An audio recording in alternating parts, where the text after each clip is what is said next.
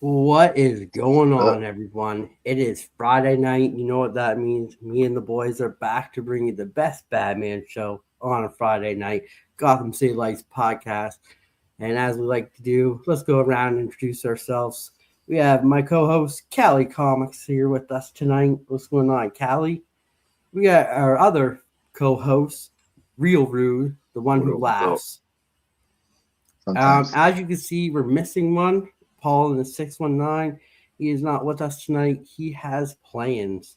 So it's going to be a bummer for him because he's going to miss a great show. So let's make it Yeah, even yeah. better since Paul's not here. Let's ramp it up a little bit more. Oh no. That way I can brag about it to him. But as we do, let's say hello to everyone who's joining us right now. And we'll say hello to everyone else too when they pop in. But just a reminder, make sure to go check us out on Spotify.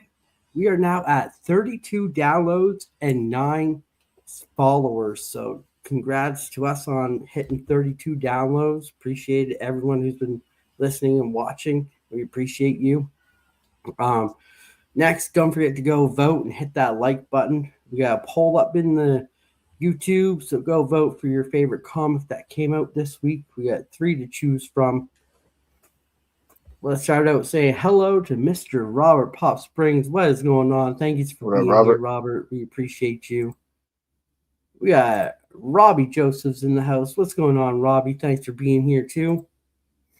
We got Cali Comics saying hello to everyone. And that's about it for right now. We'll say hello to everyone as they pop in. But we thank you all for being here. But before we get started, let's see what these guys are doing this fine Friday. Rude, how's your Friday going?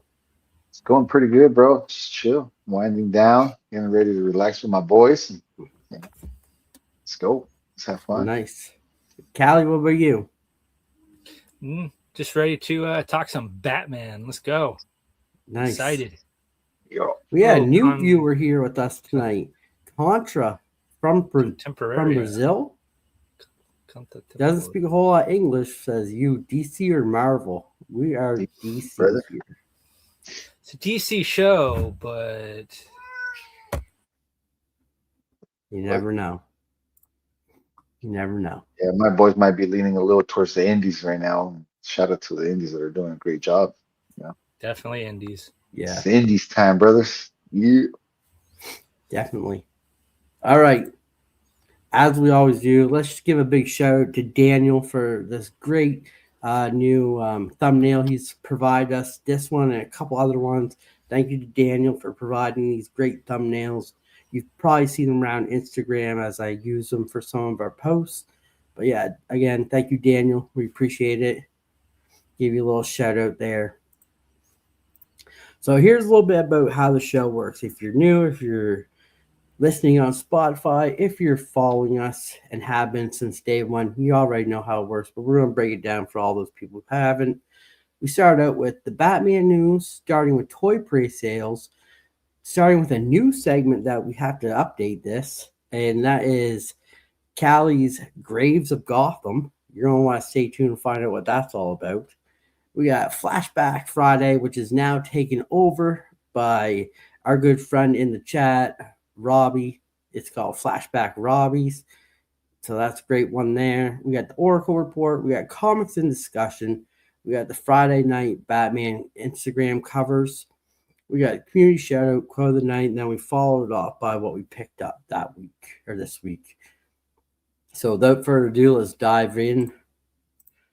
So starting with our news. So here's a little great bit of news, guys. Catwoman from New 52 Omnibus has been shared. Did you guys see this picture going around of the new omnibus for Catwoman New 52? I did Oh, I not. saw a lot of Catwoman today in my algorithm. I don't know, maybe, but that's cool. We A lot of people do love the New 52 era of Batman. A lot of things happened throughout that era, right? Yeah. Yeah. Oh yeah. So I So thought that was pretty cool. We get the Catwoman omnibus. Um, I'm curious to see how much it's going to be. I might pick it up because I never read the New 52 Catwoman. So kind of curious on how that will be. that'd be dope, bro. I mean, a whole fat book of just Catwoman. I mean, that Sounds really good to me. I don't own any omnibuses, bro, but I've seen them. And they're beautiful, bro. Just a big fat chunk of a read, man. Hey, Paul. They have a Dark Knight's death metal one, bro. I want that one so bad. I don't know if that's an omnibus. I don't know if that's big enough to be an omnibus. Excuse me for not knowing, but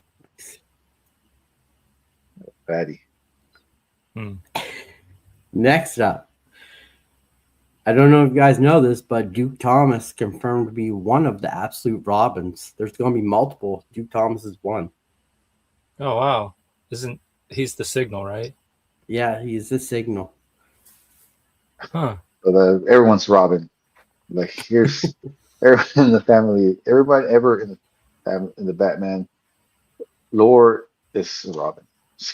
All the Robins united together. Even the girl. Yeah, Yeah, Stephanie that a lot Brown. of people love. Yeah. What's her name? Huh. Stephanie Brown. No, not Yeah. Stephanie. There's another girl from like it's kind of hidden in the continuity, but I heard a couple people. I Is think that the DK3 one? is Or it? is that Stephanie? I don't know. Is it the one that Cisco talks about? Yeah, Cisco's one of the guys that talks about her a lot. He always like every time we're talking to Robin, he always just brings her up. So I check can't on remember. I know that it's one he talks about, but I can't remember who it is. But yeah, so Find there's out. multiple Robins, so that's going to be pretty cool. But Duke Thomas was never a Robin; he was just a Signal. That'll be interesting. See how they play him into that. Yeah, it's going to be interesting to see how they play with all these Robins because there's 6 of them in total. Oh, So I'm curious to see Right. what's going to go happen there. But here's a little bit of another news. Jeff Loeb says after Batman number 163 drops, May 27th will be there's 6 more issues left. Oh God. So you're still going to get Absolute or the Batman Hush too, but they're just it trolling won't be at this released point, right? until 2027. I think we'll get World Peace first. Oh man, Yeah, 2027, guys. 6 more issues left, and will be released in 2027. They pushed it back a whole year. Just finish it already. So that's going to be something interesting to see. I don't think we're going to get it, to be honest with you. wow. If they keep pushing it, I mean, Jim Lee's already at cons and stuff. He's not going to be doing no more art. Like people have already given up on the story. It's when you have 2 months, 3 months between a book, you can't read it like that, man. Come on. Yeah. Yeah, So a month is perfect. A month, and every month is perfect enough to remember what you read Yeah. a month ago. Yeah. And next up. worth it. This one I thought was pretty cool.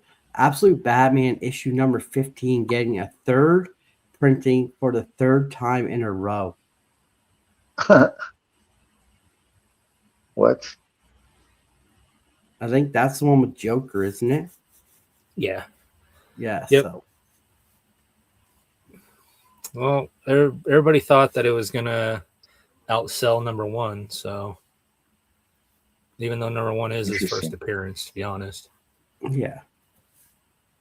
Yeah, no, number 1 is his first appearance in the book, but 15 I think is his first appearance on the cover. Yeah, I think so. Yeah. And it's his first little origin piece too. Dude, and I mean that gives number 1 more value. Makes sense why it's so. It's held its price or its value. Yeah.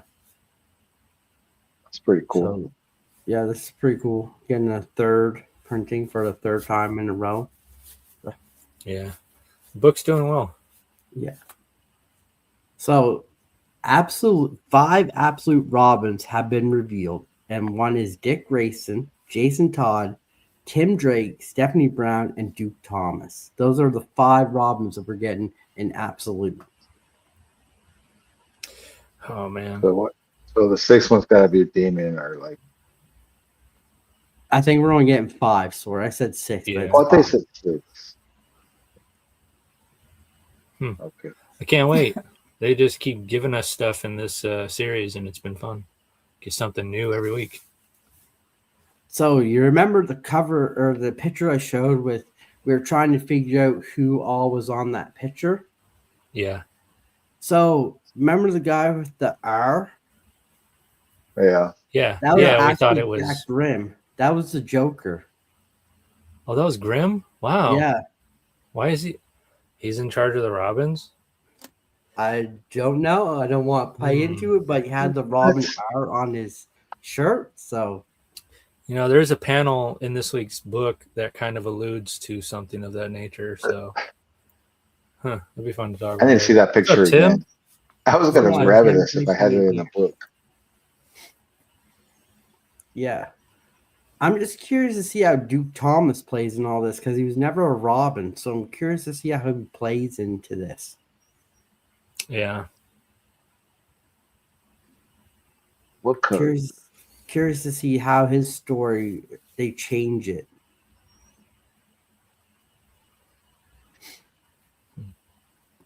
But You yeah, have to if he's going to be a Robin. yeah. But you guys okay with that lineup? Yeah, I like it. It gives them a lot of characters to develop within the story. I want to see a Damon. I want to see a crazy story from Scott Snyder. Just give me something wicked. I mean, Robin Damon Wayne already has a pretty cool origin, right? Yeah. So if then to put him, I mean, That could be part of their end game, though. Yeah. All right. So I got 2 pictures for you guys to look at. So we get a look at Absolute Scarecrow. I got a nice picture that you guys we can dive in deep. And we're getting a look at Aztec Batman, including a fascinating penguin redesign. So you just bear with me. And here are your 2 pictures. So this is what Scarecrow looks like, and this is what the new penguin redesigns for Aztec Batman looks like. That's pretty It's pretty cool. wicked. Aztec Batman's an animation, right? Yeah. was a movie, right? I don't know if it's. I still haven't seen it, right? It was a movie or a series. Yeah, it was like an Yeah. animation movie. Yeah, That's pretty cool. I like it. but They like a apothecary mask. yeah, it's also looking like a priest as well. So that's even more Yeah. tripped out. That's crazy. Yeah. So I thought that was a pretty cool penguin design. If they were going to do penguin in Absolute, I would love to see a penguin look like this. Well, we have a penguin in Absolute. Have you seen him like is fully developed yet? He's still changing. There's a little bit. He showed a little bit of him in this week's issue. Okay. But what do you guys think of the Absolute Scarecrow? Looks wicked. Reminds me of like Jeepers Creepers. I like the string and the button eyes. Yeah, that was what Paul really liked too. Paul kept talking about the strings on the mouth. He really loved that. Yeah, almost like a ventriloquist doll type thing. Yeah, sure. This whole outfit is pretty dope. It's got like a suit and like hat. It's Looking all dapper. Yeah. trying to look for the word. Yeah. They're They're doing a great job, man. They're doing a great job with this character. Yeah, and they got some great covers for this with this character on it too. Yeah, they seem to be going all out with the variants and exclusives for each villain now. Yeah, They I'm didn't more really do that in excited. the beginning. I'm more excited for the Scarecrow arc than I am the one we're on right now. I know you haven't been really liking that. So, but I'll That's dive right. into that later. We'll leave that one. So these are pretty That's cool. I thought homework. these were cool designs. I really like that penguin though. Me too. Looks like he's gonna have a good little story behind him. Yeah. Next up, this is what I thought was pretty cool. Nick Dragotta says he'd draw 100 issues if allowed. So Nick Dragotta is not allowed to draw 100 issues, is what I'm getting from this. But he said he would love to if he was allowed. Well, I'm sure he said allowed because contractually he's only signed to a certain point. It's kind of like a athlete saying, I'd love to retire with this team if I'm allowed to. And it's his baby, so who wouldn't want to draw the entire thing? Because didn't Snyder already said he has the end planned out? So yeah, like if I knew the writer already had the end and I was the lead artist from day one, I'd just be like, yeah, I'm in for the long haul, especially since people are digging it. Yeah. Rue, you want to touch on this one? I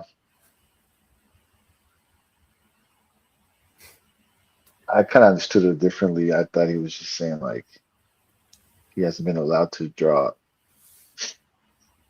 for Batman, bro. Yeah. But, I mean, is that how long? I mean, how long do they go for? 100 issues? So that's it. Nowadays, Not a lot of comics make it past 32. Nowadays, yeah. 32 is a high number for comics nowadays. Yeah. Well, Catwoman's at what, 84, 85? Yeah. That's because it's a mainstay.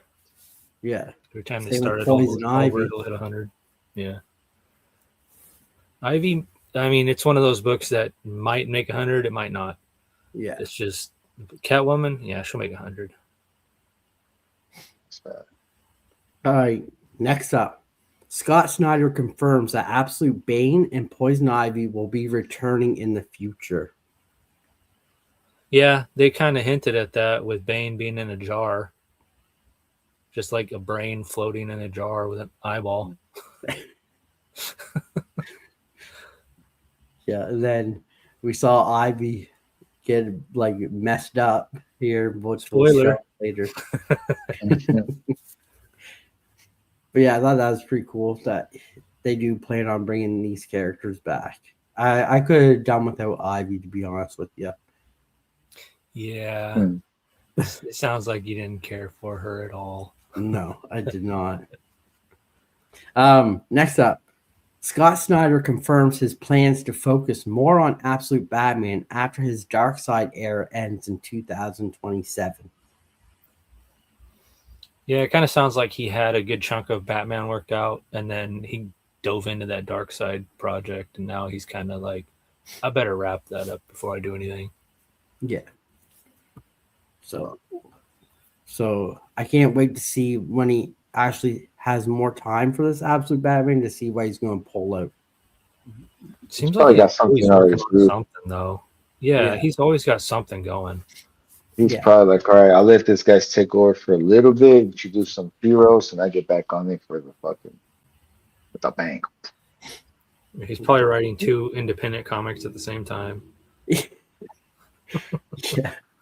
And the Darkseid one, which will be the Which new one's the Darkseid era? Is this what is this like this? It's the new one come out yet. Yeah. Oh, the new one after KO. Yeah. Mm-hmm. Yeah. Oh shit! See, they always do that to me. See, I said I didn't want to do no more events. I was like, I'm gonna take a break on this next one that we obviously see coming, and then now they hit me with Scott Snyder. It's gonna be dope. That's what they do, Root. They give you the hook, line, and sinker. But in this case, Scott Snyder, I mean, it's very my style of writer. He's always like dark and chaotic, bro. Extreme. So yeah, I'd be biased. All right, next up, we got the first official Clayface teaser trailer to be released in April or May. Sweet, that's exciting. So I'm looking forward to that. Yeah. Oh, shit. Yeah. I'm looking more forward to this than people were for Superman in theaters. Definitely. This is a movie, right? Yeah. TV. It's not animated? Is it animated, I mean? Or? No, live action. No, it's live action. This is first time we get Clayface live action, I would say. Yeah. Yeah. Unless there was some old stuff somewhere, but Yeah. hiding in like a series. Damn, bro. So yeah, I thought that was pretty cool. All right. So usually I give you guys some questions, but this week we got some questions from the community who have some Oh no. questions for everybody. So Otagi Mike, who you guys know, who's always on the show with us when he can be, great friend of the show, great friend of all of us. He had a question. He said, "Here's my question for Gotham City Lights podcast. Do you think the Bat family has grown too big?" Good question. No, because there's like 3,000 fucking spider people now, and as long as Yeah, right? you Yeah, don't right. get anywhere near that bar, you're good. You're so right, bro. Dude, that's perfect answer. I was, my answer was the same. It hasn't grown too big because they're not cluttered all into stories, and when they do come out, they got their like this one. Nah, bro, definitely not. The one Detective Comics when you see them all in action at the same time, once at the city, once over here, and once over there, and it's like that's hell no. And you're right, Spider-Man and Venom, they have dude like last 3 years, it was just new character after new character after new character on top of new Yeah. Yeah. character. Yep. Now you On got top of Mary the Jane. 500 Well, that anyway, we we're not have. going back on that. But yeah, definitely. I think the Bat family is perfect, and maybe like one or two new characters, but they still got old ones too that they haven't brought back, like Azrael, for example. Stephanie Brown, well, she's coming back, and Absolute Duke Thomas is coming back. Like they still got older characters that they can really play into too that they haven't used for a while. Like you got Lucius Fox's son too. Yeah, Mm-hmm. So that was a I cool don't think it's Batman too one. big because we don't use a lot of them. And they But all yeah, got great stories. next up, this is from our BOCC club member, Tales of a True Believer. For any panelists, what is one thing about Batman you do think hasn't been explored very much? And follow up, what stories do you think have explored your answer to the first part? Wait a minute. One thing I think hasn't been explored very much, but As far as like everything. I have to tell a story that explores that part. Yeah, it says Oh, Have okay. explored your answer to the first part.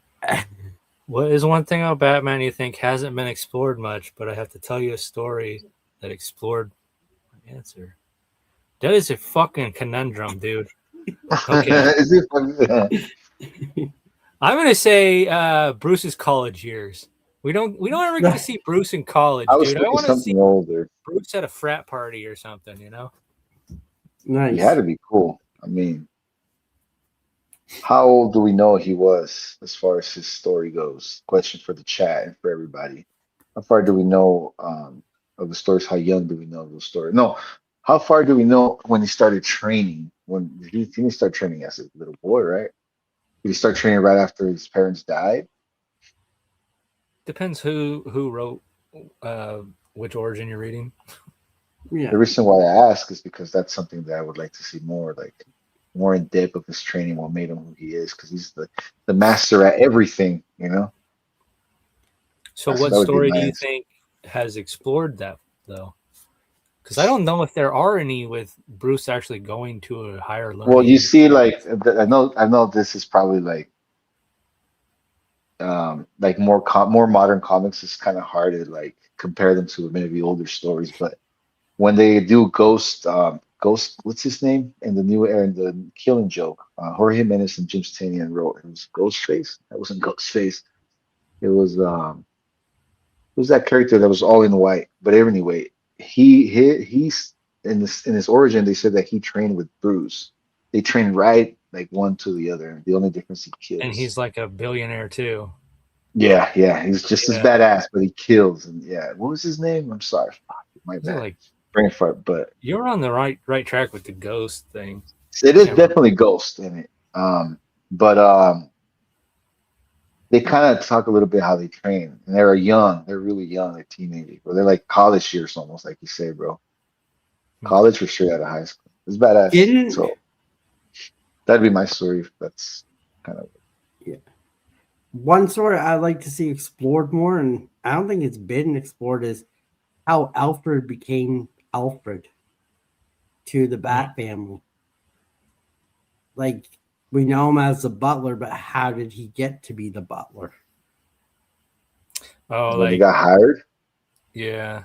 Yeah, like how did he get hired? Because we know a little bit of Alfred's backstory. He was like an agent for London or something. He was like an undercover agent for London. So we know his backstory, but there it is. Cisco chiming in with Carrie. That's the name we were all looking for. There it is. I see. Yeah, thanks for saving that. Robert says how the shooting of his parents really affected him, like his mind or mental health. Yeah, like he never went to a therapist when he was a child. Like Alfred was his caretaker and he worried about him, but he was like, I'll talk to the boy when he's old enough. Yeah. He doesn't need to talk about his parents being murdered in front of him in cold blood. That's a good point, Pops, dude. Robert comes in hot here. I know, right? on the couch with Bruce. But yeah, so that's a cool little thinker from Tales of a True Believer. If you guys want to hear your questions asked, make sure to DM me your questions, and I'll get them on to the show for the fellas so they can answer them too. Nice. I like this. I like the segment. Next up, we have our toy pre-sales. So, guys, one of these is fake. One of these don't do this to me again. So this is our favorite little segment I got here. This one, guys. This better be real. This one better be real. What's going on, Rod Rican? Thanks for being here. What up, Rod? So this one is Batman versus Superman Deluxe version. Sale price is $3,824.73. It's available now. I have a little size comparison so you can see how big it is by this girl here. So what you guys think of the statue? I really like it. Anytime we have Bruce beating up Superman. My favorite part of this is Superman is on the same level as the trash. See that?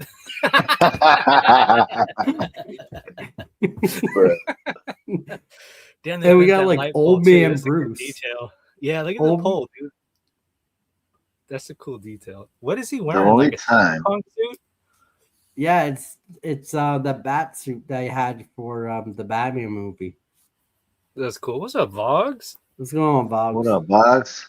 Vogs. All right. So the only other time I've seen a figure doing that too. Sing songs. Party what do you say?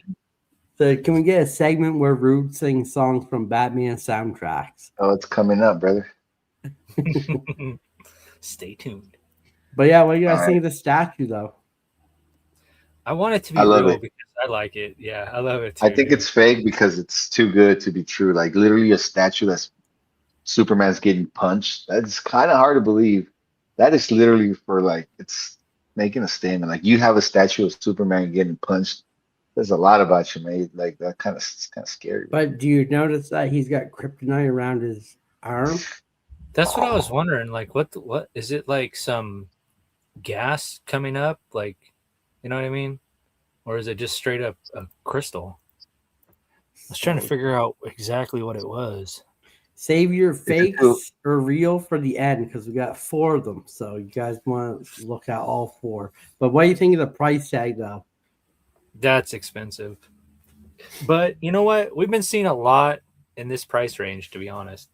And with that detail work, it's almost in the same range as those.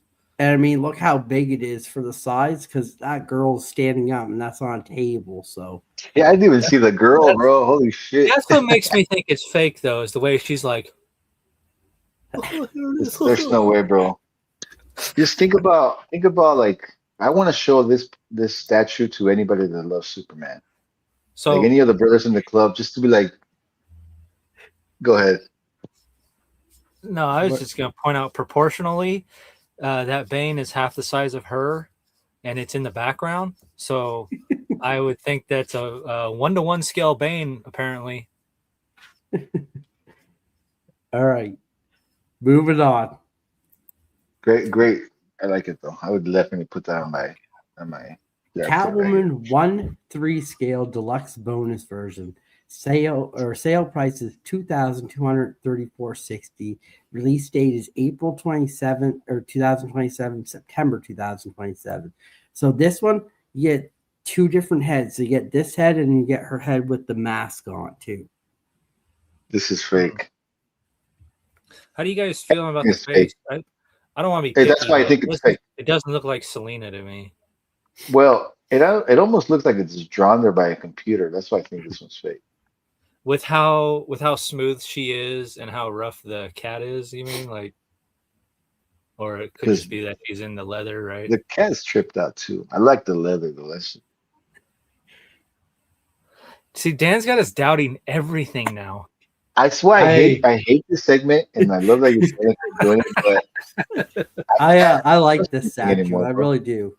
I think this statue is really cool. I can't even enjoy it now because I'm trying to see if it's fake. Because yeah, look at like the way they do her body is like really plump. I don't know if that's the right word, and like leathery. It'd be I a like great the whip statue as too, well. the way that it is whipping around like that. This is a fake one. This is not. What is that light? What is the light? Just a background. Yeah, just What's the background. She's background? on like a rooftop there. Yeah, but You is know, it you like buy a pop a and it has like a box? little background. Yeah, that's what I would imagine. Just a Yeah, backdrop. like the back of a box. Like they even took it in front of a green thing and just put that behind it. Yeah. All right, next up. Makes it look real at that point. Bat Family Deluxe Statue. This pre-sale $280.20. So release date is March 2026, April 2026. So you can get it with this, but the best part is all the little bat like kids, you can take them off. That's cool, dude. It reminds me of The I like Incredibles for some reason. The Like dad. Bob, the dad, yeah. And then Yeah. it's like little Dashel Roberts on his shoulder. That's But cool. I I kind of think like this it, one's- but It is dad. Who's the little guy? Is that Tim at the? I mean, the so obvious you one. got Damien on his shoulder, you got Barbara on his shoulder, you got Dick Grayson, Yeah. and you got Tim. Tim, yeah, that's definitely Tim, right? they're all Poor Jason. standing. He's never really included. Why is Jason never part of the four? He's His the anti. brains bashed in, dude. Poor guy, man. But I like this one. I thought this one was pretty cool. And It is pretty 280 it doesn't break the bank. breaks my Yeah, bank. bro. I don't know what you're talking about. Yeah, 280 is still like, yeah. I mean, it's reasonable for Cool. what the other prices were. How big I is wonder how this? big it is. That's what I was just gonna Yeah. say, dude. It's like your normal statue size, I guess. So Like not what? like- Like 12 inch? So It's supposed to come 12 out this month, though. yeah, Okay. this month or next month. If I had the money, I'd buy it and maybe I'd send it to Roscoe. It looks like something Roscoe would enjoy. Shout out to my boy. Yeah, I think he'd like this. All right, last Maybe I'll send one. another one to Cali. This is the best picture I could find for it, but this is DC Comics Two-Face 6 scale. Pre-sale $714.51, and it's a Wow. wait list item. But this is just to show you how tall it actually is. So I hate the picture itself, but Yeah. that statue is one of the most believable ones you've shown us so far. And it's probably the one that's not real. I like this one. Two-Face But is you one of my kinda give it favorite away. villains. So I absolutely love this statue. Yeah, it reminds me of like a Bolin series of statues. Yeah, and you can't see it, but he has the coin like ready to. It's flipping. He's holding it. Yeah. Yeah, He's saying, call it. yeah. So I really like this statue. I thought this is one I would save my money up to buy. Yeah. It's gangster All right. slug. So now, out of all four, what one do you think there was a fake one out of all of these? Number one. Callie? Yeah, I'm going number one. Rude? Yeah. Although they all look fake to me, because you ruined me. last week we didn't have a fake one. This week we don't have a real one.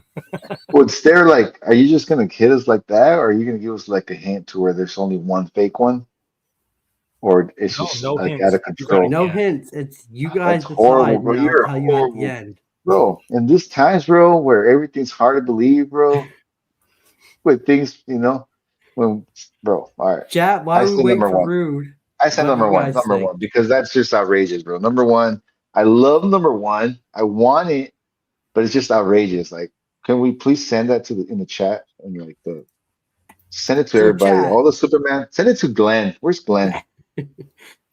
1 and 4. Which one do you think there's any fake ones?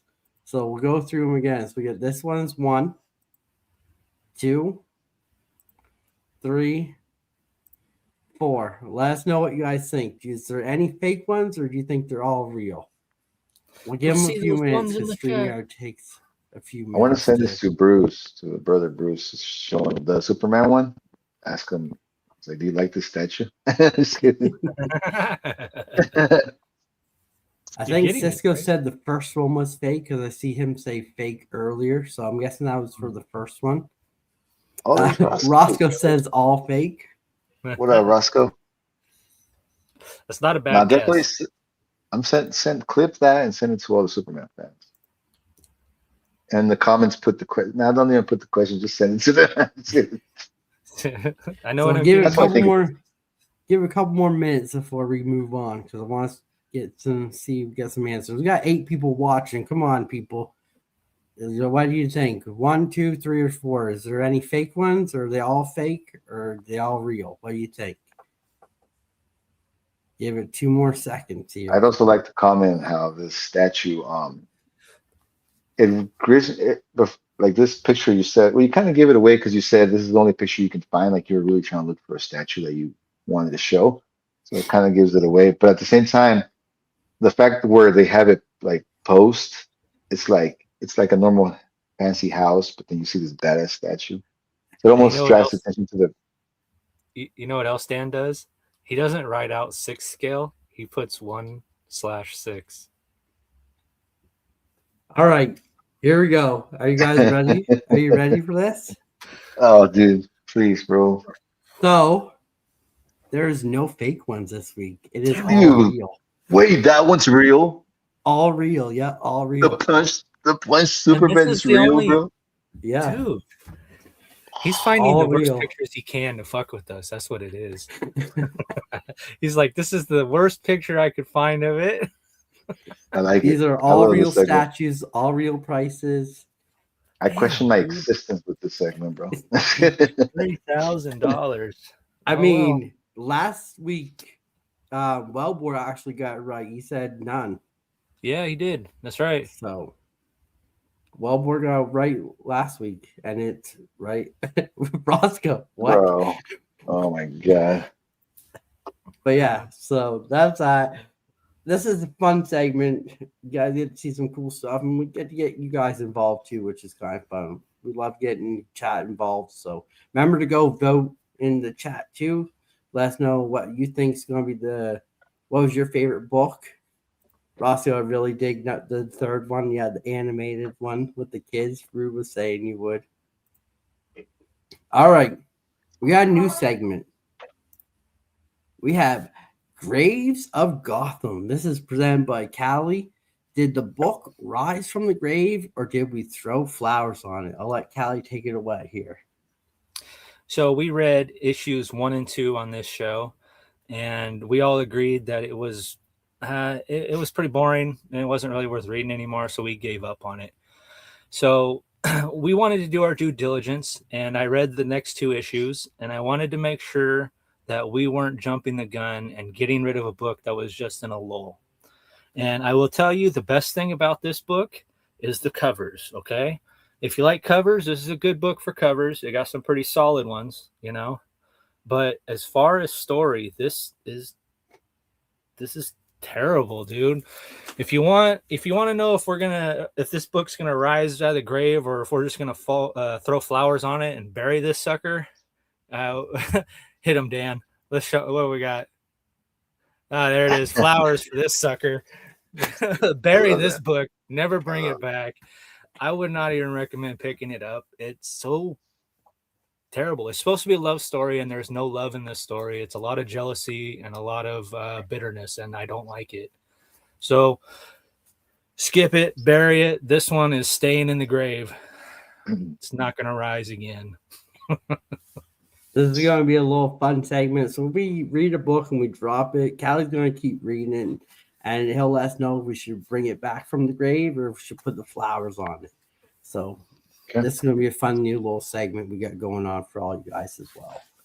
Yeah. Of course, the covers would be the best on it. Yeah, they would too. They are. All right. Next up, we have Robbie's Batman Throwback. Released in December of 1964 as part of the original 1580 PG Giant run, number 5 is the first 80 PG Giant that Batman appeared in, and it is also the 25th anniversary of Batman. The book's cover calls it the Silver Anniversary, a great book to own for any Batman collector. Oh, dang. Heck yeah. Have you guys ever read an 80-page special? No. Man, it takes like an hour sometimes. These 80 pages is a lot to get through, and it's usually some pretty good stuff. You get a couple stories. More than an hour for me to read that. What's going on, Christina? And those older books have more like writing, and it's just like intense. Yeah. The dialogue is about the same as today. Today they cut the dialogue down because readers don't want it all. But back then, like, this was you read, you know, there was no other choice. If you wanted to be entertained, you read it. You didn't. Yeah. There was no cartoon. No, and like guy talking about it. And even though it's a little tough for someone that's like a slow reader like me, you know, but at the same time, as you're reading it, you're able to feel the what's going on more. Like once you just get caught in it, you feel it. Like the way they describe the words, the letterings. Like you say, even though there was just the way to entertain yourself was perfect because they caught you, you know. It's a lot. When you read modern books, I feel like they're a little easier because they're less. Yeah, and we're living through that time. If you can kind of put your mentality back a little bit, set, 60, 70 years back, and try to think about what these guys were experiencing and why they were writing about the things they're writing about, it kind of helps you not feel so overwhelmed with the dialogue too. Definitely, yeah. Once you get in there, you're just like, it's descriptive. They had to find a way to describe it to you so you can enjoy it as much as what they wanted you to be experiencing as you read it. It's amazing. And I mean, all these books that we're showing here are all from Robbie's collection too. So thanks to Robbie, we get to show off some of his great books from his collection too. So big shout out to Robbie for this as well. Takes a little bit off our plate. So thank you, Robbie, as always. That's awesome. Silver anniversary issue. That's awesome, dude. Yeah, I can only imagine how much this costs right now. But thank you to Christina for dropping Callie's and Real Rude's links in the chat. Appreciate it. Guys, make sure you go sub these two up. They're with me here every Friday. Rude's with me every Wednesday. Callie's with me on the underrated indies once in a while too. So definitely go sub these guys up. They deserve it too as well. Next up, Oracle Report. We got a good one for you guys. I couldn't find the Penguins. I tried for all of you guys to find the Penguins, but they just do not exist. But I did one better. We did Harvey Bullock. Is a GCPD officer known for his dislike of Batman and his alliance with Commissioner Gordon.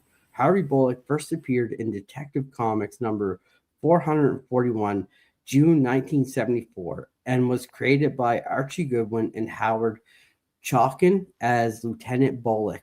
In this three-panel first appearance, Bullock was much developed and became a forgotten character for nearly a decade until he was brought back and further developed by writer Doug Moench and artist Don Newton. Starting with Batman number 361 in 1983, Mayor Hamilton Hill returned to a disgraced Bullock to face to the force as Jim Gordon's spy eye, administrative assistant. He was brought back to make Gordon's life miserable, comments another cop. Yeah, I could see how he could make Jim's life miserable. They always portray him as like the slob cop, you know what I mean?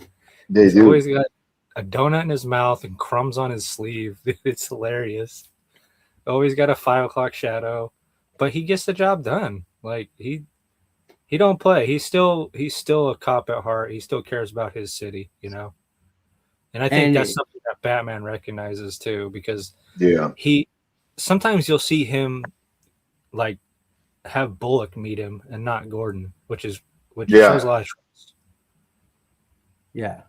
And I mean, he's probably Jim Gordon's best and most reliable friend too. That's his part. Even though he's there to make his life miserable. Yeah. Good old odd couple scenario. Sweet. But yeah, I wanted to give... Go ahead, brother. Go ahead. No, go ahead, Rube. I was just going to say 1974, that's his first appearance. That's not how is it expensive, bro? That's a good book, especially for you, my Dan. I mean, Let me look it up real quick. You always give him I know that's one of your favorite characters, bro. So Jim and Harvey, the underrated ones from Batman. I mean, that was his first appearance, and then he went away for a decade. Which, I mean, how hard could it be to get those two, man? It looks like you could pick this book up for under $20. Oh, nice. No way. The 1974 one? Yeah, you want to see it? There's one for 18 something. What? Let me zoom in on the pic so you can see what it looks like here. Bro. 1 second. All right. That's what the book looks like. That's $4.41, right? Yeah. 1974. Yeah. Look. That's going on my wish list. 31 cents. Buy it now. Oh, nice. I mean, it's just an endless list of under $20. Yeah, you could probably barter with them too and get $9. cheaper. Yeah. So I'm sure you can get. I'm gonna send one to you, Dan. I'm sure you can get like a 9.8 for $200 maybe. You could probably find this at Comic-Con, right? Yeah, probably. Yeah, definitely. I'm thinking so. Yeah, that'd be a good catch. But yeah, so I wanted to give Harvey Bullock a little love because he doesn't get enough love. So Yeah. But I thought that was a pretty cool Oracle report. Yeah. I'm still trying to find the penguins for you guys, okay? Still trying. So a 9.8 is a lot more than $200, but yeah. Again, bro, like I know more modern comics don't have the biggest meanings and continuity, but when the bad guy right now in the Batman series decided to grab one of the penguins to, threaten the penguin, those penguins are a big deal, bro. That's the first time I ever seen Penguin cry. What? Oh my. That's all right. Penguins, man. Fuck yeah. Here we go. We're going to do our comics and discussions now. So we're starting off with Absolute Batman, number 18. Absolute Ivies. Tendrils continue to infect Gotham City. After the explosive revealing ending last issue, and Batman continues to fight Poison Ivy's mutated monsters and winds up uncovering an even more gruesome horror that has embedded itself in the city's very foundations, all while the Joker's machinations start to coincide in a partnership with a new ally. Shit. Callie, start us off. This wasn't your read of the week, Dan? No. I'll let Okay. you guys finish this before I even get into. So this was kind of cool. How What's up, Chris? I think they're basically implying that Ivy was created in a lab, and something went wrong, and there was a giant fire, and the only thing that was left was was Ivy's heart. That was the only thing left, and I'm not really sure what happened. They didn't give us the exacts of it, but as you can see, she starts like regrowing like a plant does, I guess, and then they skip back and she's this monster that's fighting Bruce, trying to. You can see right there he's got like his mask off, so that part really confused me. That's why I put it in here, because they talk about how if one little spore gets into his thing, she'll be able to like take control of him mentally and mess with him. But I thought it was pretty rad that she can shoot like a spore gun. Now, dude, this Ivy is pretty badass. She can do a lot of weird stuff, whether it's through like animal DNA or plant DNA, whatever it is. She can combine them and make these weird weapons that are pretty rad, dude. I like them. I don't know. I think they're pretty cool. Rude, you got any comments on these two panels? I mean, pretty cool. I'm not the biggest Poison Ivy fan, to be honest with you. Although, like, I do like her when she just like embeds her whole existence into the city. We've seen that in other books. But you know, just again, like, it's not horrible. I mean, the whole like her regeneration per se way of coming back. I agree, Whatever. Christopher. This is scary, Ivy. And the scariest thing might be that she knows who Mr. Grimm is. She knows what he's doing. She knows the experiments. And she knows that Bruce has been through the experiment himself, which is like kind of crazy. She knows a lot, man. She knows. Yeah.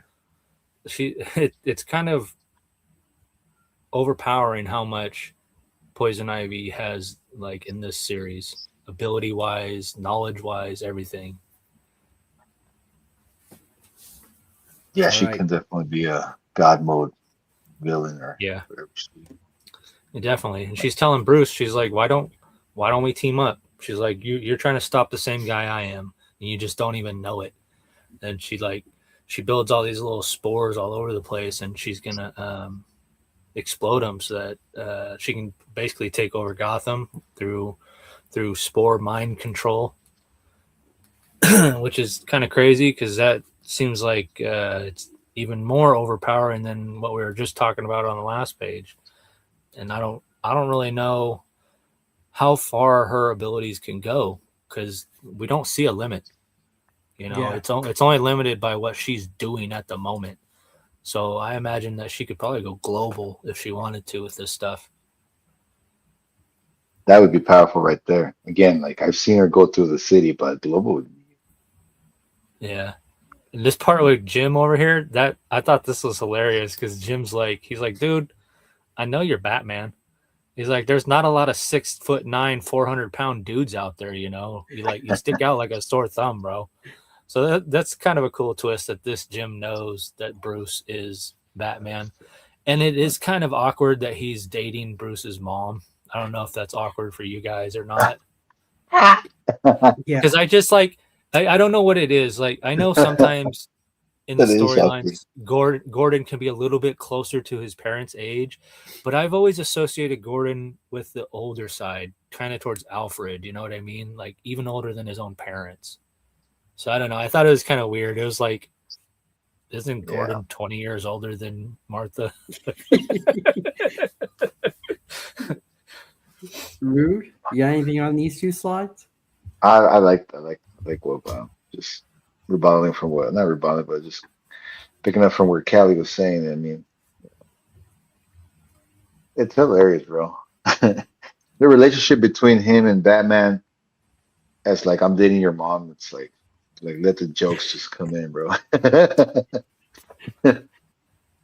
He's telling him about like hard times he's gone through and how Bruce is going to have to make a decision because the city is starting to recognize him as a symbol.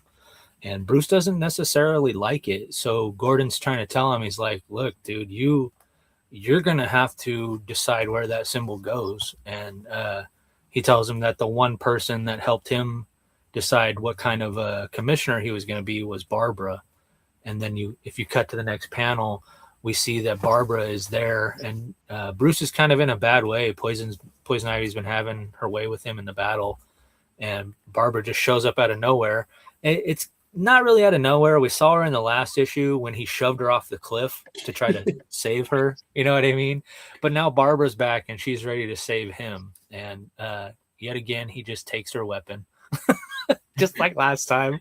But this one's kind of cool because it's like instead of a flamethrower this time, it's a like sonic weapon, right? Like some kind of sonic disruptor. Like, I don't know if this is the gun they used in Venezuela, but I imagine it's something along those lines. A discombobulator, which was pretty cool. And he tells her, he's like, you know, destroy all the spores or I'm going to destroy your heart, which is the only part of you that is actually human still. And he's like, you can regrow your heart, but you can't regrow your humanity. It's all you have left that connects you to the human race, basically. Yeah. And so she falls for it and she destroys all her spores like a sucker. Rude. I mean, I missed the show where you were like just hating on the last issue before this. So I'm kind of curious on what it is that you don't like about it, because it's not like there's got to be something that irritated you or annoyed you about it. I like to We'll hear save more it about for that the end. later. We'll save it for the Sure. end. I'll take it. Yeah, definitely. I'll let you guys get through these panels and because again, like it's still like absolute Batman doing what it does best, bro. Again, I'm not a Poison Ivy fan either. I would just skim through this book, bro. But still doing this is a great different job. Ivy. She's not focused on like global warming and stuff like. She's focused on stopping Grimm. She's focused on stopping the Joker and keeping him from like experimenting on people anymore. yeah. And right there, he she explodes all the spores, and she's telling him that he's a fool. You know, they could have teamed up. They could have taken down Grimm together, but he's like, I'm not going to play that way anymore. I'm gonna do things my way because I'm a rogue vigilante. You know, and over here on the right, this is actually the beginning of the book, but we smashed it together because it was a little odd to put it in the middle of everything else. But this is Bruce's mom over here, and just before this, she calls Bruce on the phone, and she gets kidnapped by the Court of Owls, so her phone call gets cut off. And throughout the book, Bruce keeps mentioning that he has a message from his mom that he's too scared to check. He doesn't want to check the message, right? So he doesn't know that she got kidnapped, basically. If he would just listen to the message, he'd find out that she got kidnapped, right? But he won't listen to it.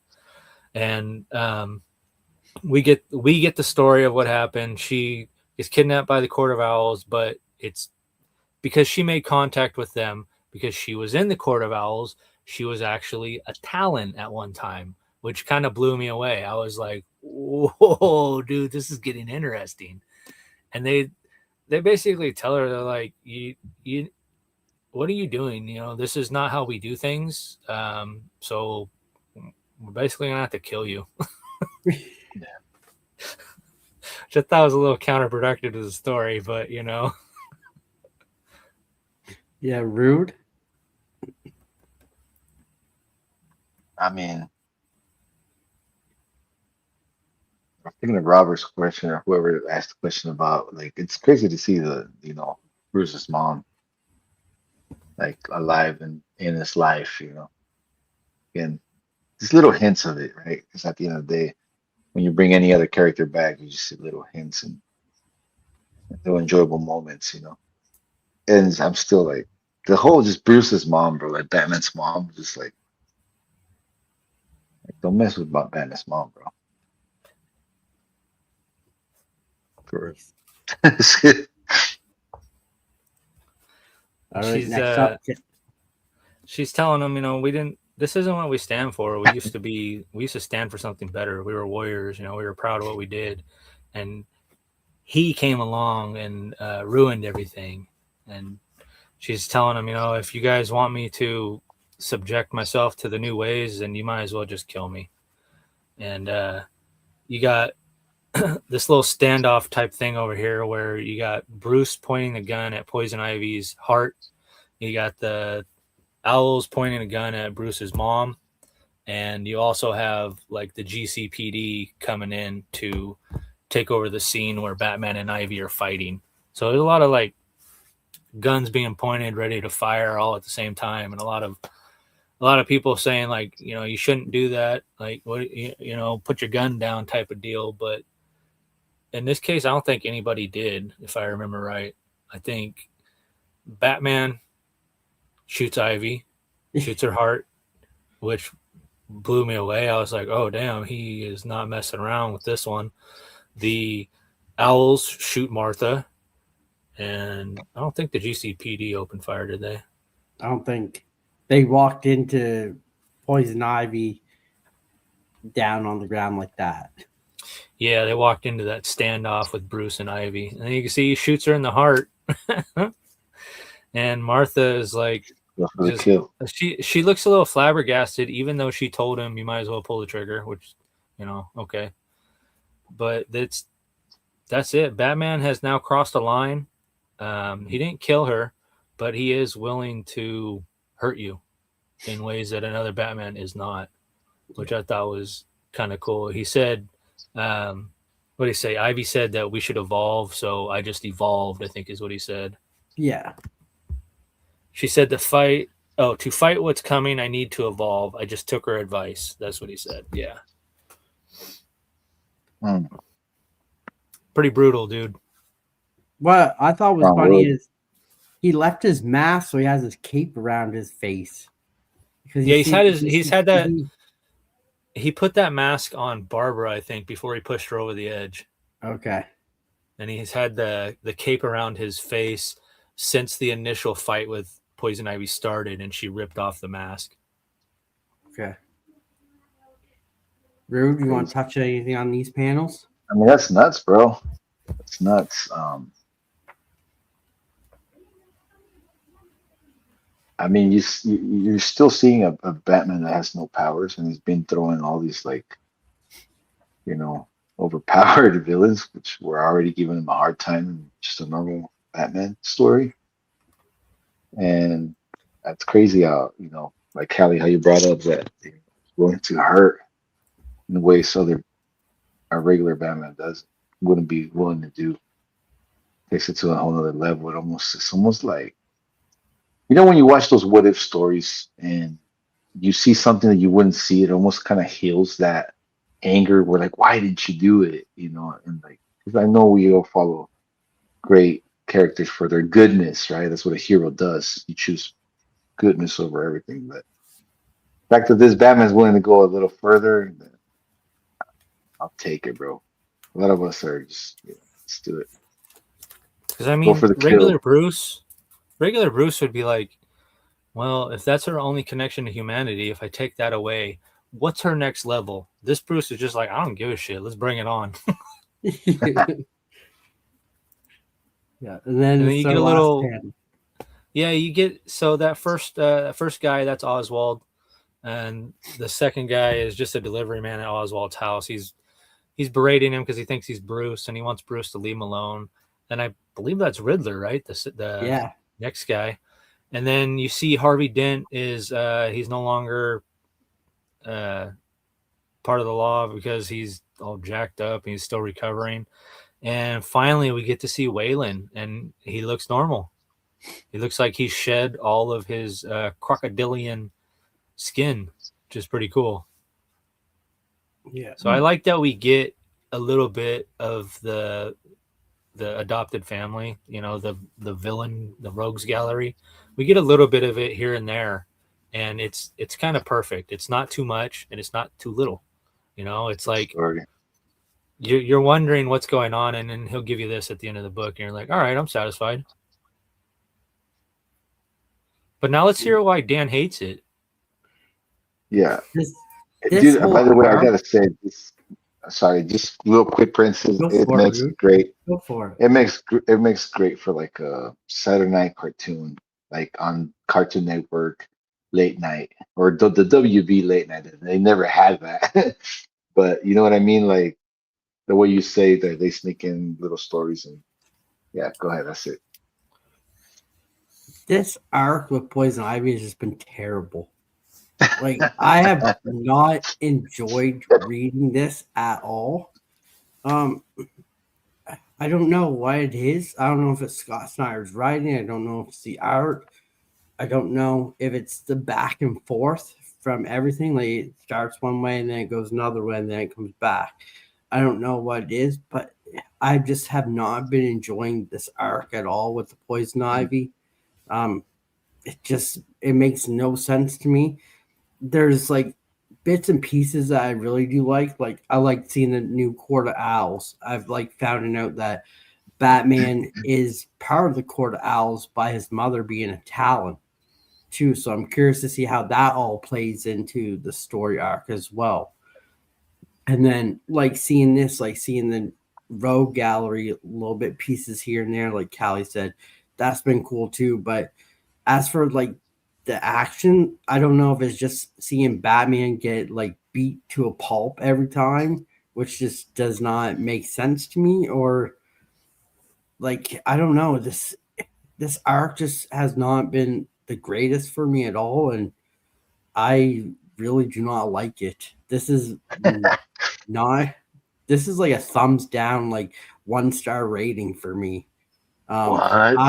I'm like, okay, It's get harsh. rid of this ish, get rid of this arc, and let's start on the Scarecrow. I'm looking more forward to the Scarecrow arc. I don't know if that's because it's a villain I enjoy and because it is Probably. how he looks, but this did nothing for me. And if it was up to me, I would have dropped this arc and then just skipped it and wait till the Scarecrow one started. Do you Yeah, I think it will give has you any? that they did dump us into Harley. I mean, into Harvey. Oh my God. They really Do you did think? dump us into Ivy. Just boom, right into it without any like solid, substantial ground to stand on with her. Yeah. Do you think this has anything to do with what you said in the beginning of the show? How Scott Snyder was saying that after he does the dark side thing, he's going to concentrate more on absolute. Maybe right now they're hitting him with stories, or at the time he was writing this, they were hitting them with stories that you're able to notice that change in the quality of the writing. It's still there. It's still there, but you're It's, just being annoyed by it, bro. Yeah. it I could think be it's just the in between arc filler. Like he might have had Those are some always solid tough. arcs, and then he had to connect the arcs with something. And this might just be one of those ones that got thrown together. like Which always It happens in does. writer. Everything has that. to me, like when we got Arc M, maybe like a little bit more explanation of Poison Ivy and Arc M would kind of helped a little bit more to this story arc, just to get like a little bit more like the backstory, so that way we know like why did she took over this building, but we don't understand why. Yeah, it was because it's her mother's favorite building, but that's all we got. Yeah, they should have put all of that together in one little like 3-page origin instead of just a piece here and a piece there and a piece there that your brain can't put together because they're so spaced out. Like the Yeah, part with the heart, it was like, why wasn't that in the last one? yeah. I just found I, it jumped. Like it jumped. It was jumpy. Like you get this, and then it'd be something else. And then, like 3 pages down the line, you get what should have been with the first page. I can see what you're saying, Dan, but for me, the action was dope, dude. I loved the action in these books. Action was great. The action was great. It always has been. That's the whole. That's what catches everyone's attention for really. Yeah. Well, I mean, I don't know, but I would think that all this outrageous explosion of everything is just give me more. Give us more. But is this anyone's pick of the week? Nope. I was Not mine. struggling. I was struggling with, well, especially on the YouTube one, on the YouTube. Um, thing you got going on, it was tough. It was between this one and Ivy versus or Harley versus Elvira, bro. I didn't like how Right. easy it was to defeat Ivy. Yeah. Shoot her with a discombobulator. All right, cool. That's like when the Fantastic Four beats Galactus with the Ultimate Nullifier. Ugh. Nice MacGuffin. All right. Moving on. Sirens Love Hurts #2. The killer revealed things heat up in Gotham City as Catwoman, Poison Ivy, Harley Quinn, and their reluctant new partner in crime solving, that is Black Canary, hunt down leads in their serial killing case. Catwoman ropes Batman into some steamy surveillance work. Harley and Ivy pour out some wine and pour over evidence. And Canary, well, the only thing keeping her sane amidst wedding dress shopping and her too fancy engagement party is getting her knuckles a little bruised and bloody during suspect interrogation. Take it away, Callie. Yeah, So bro, please. I'll just put this out there. This book is very close to getting stuck next to Harley, Ivy, Life and Crimes in the Gotham Graves. It's very close, dude. If Bab Again, bro, Starr was not the artist on this, I would just give up. I enjoy her art a again, lot. It's bro. very fun, but this story is just lame. It's this is a single issue story that they are going to stretch into 6, I believe, or 5 or whatever.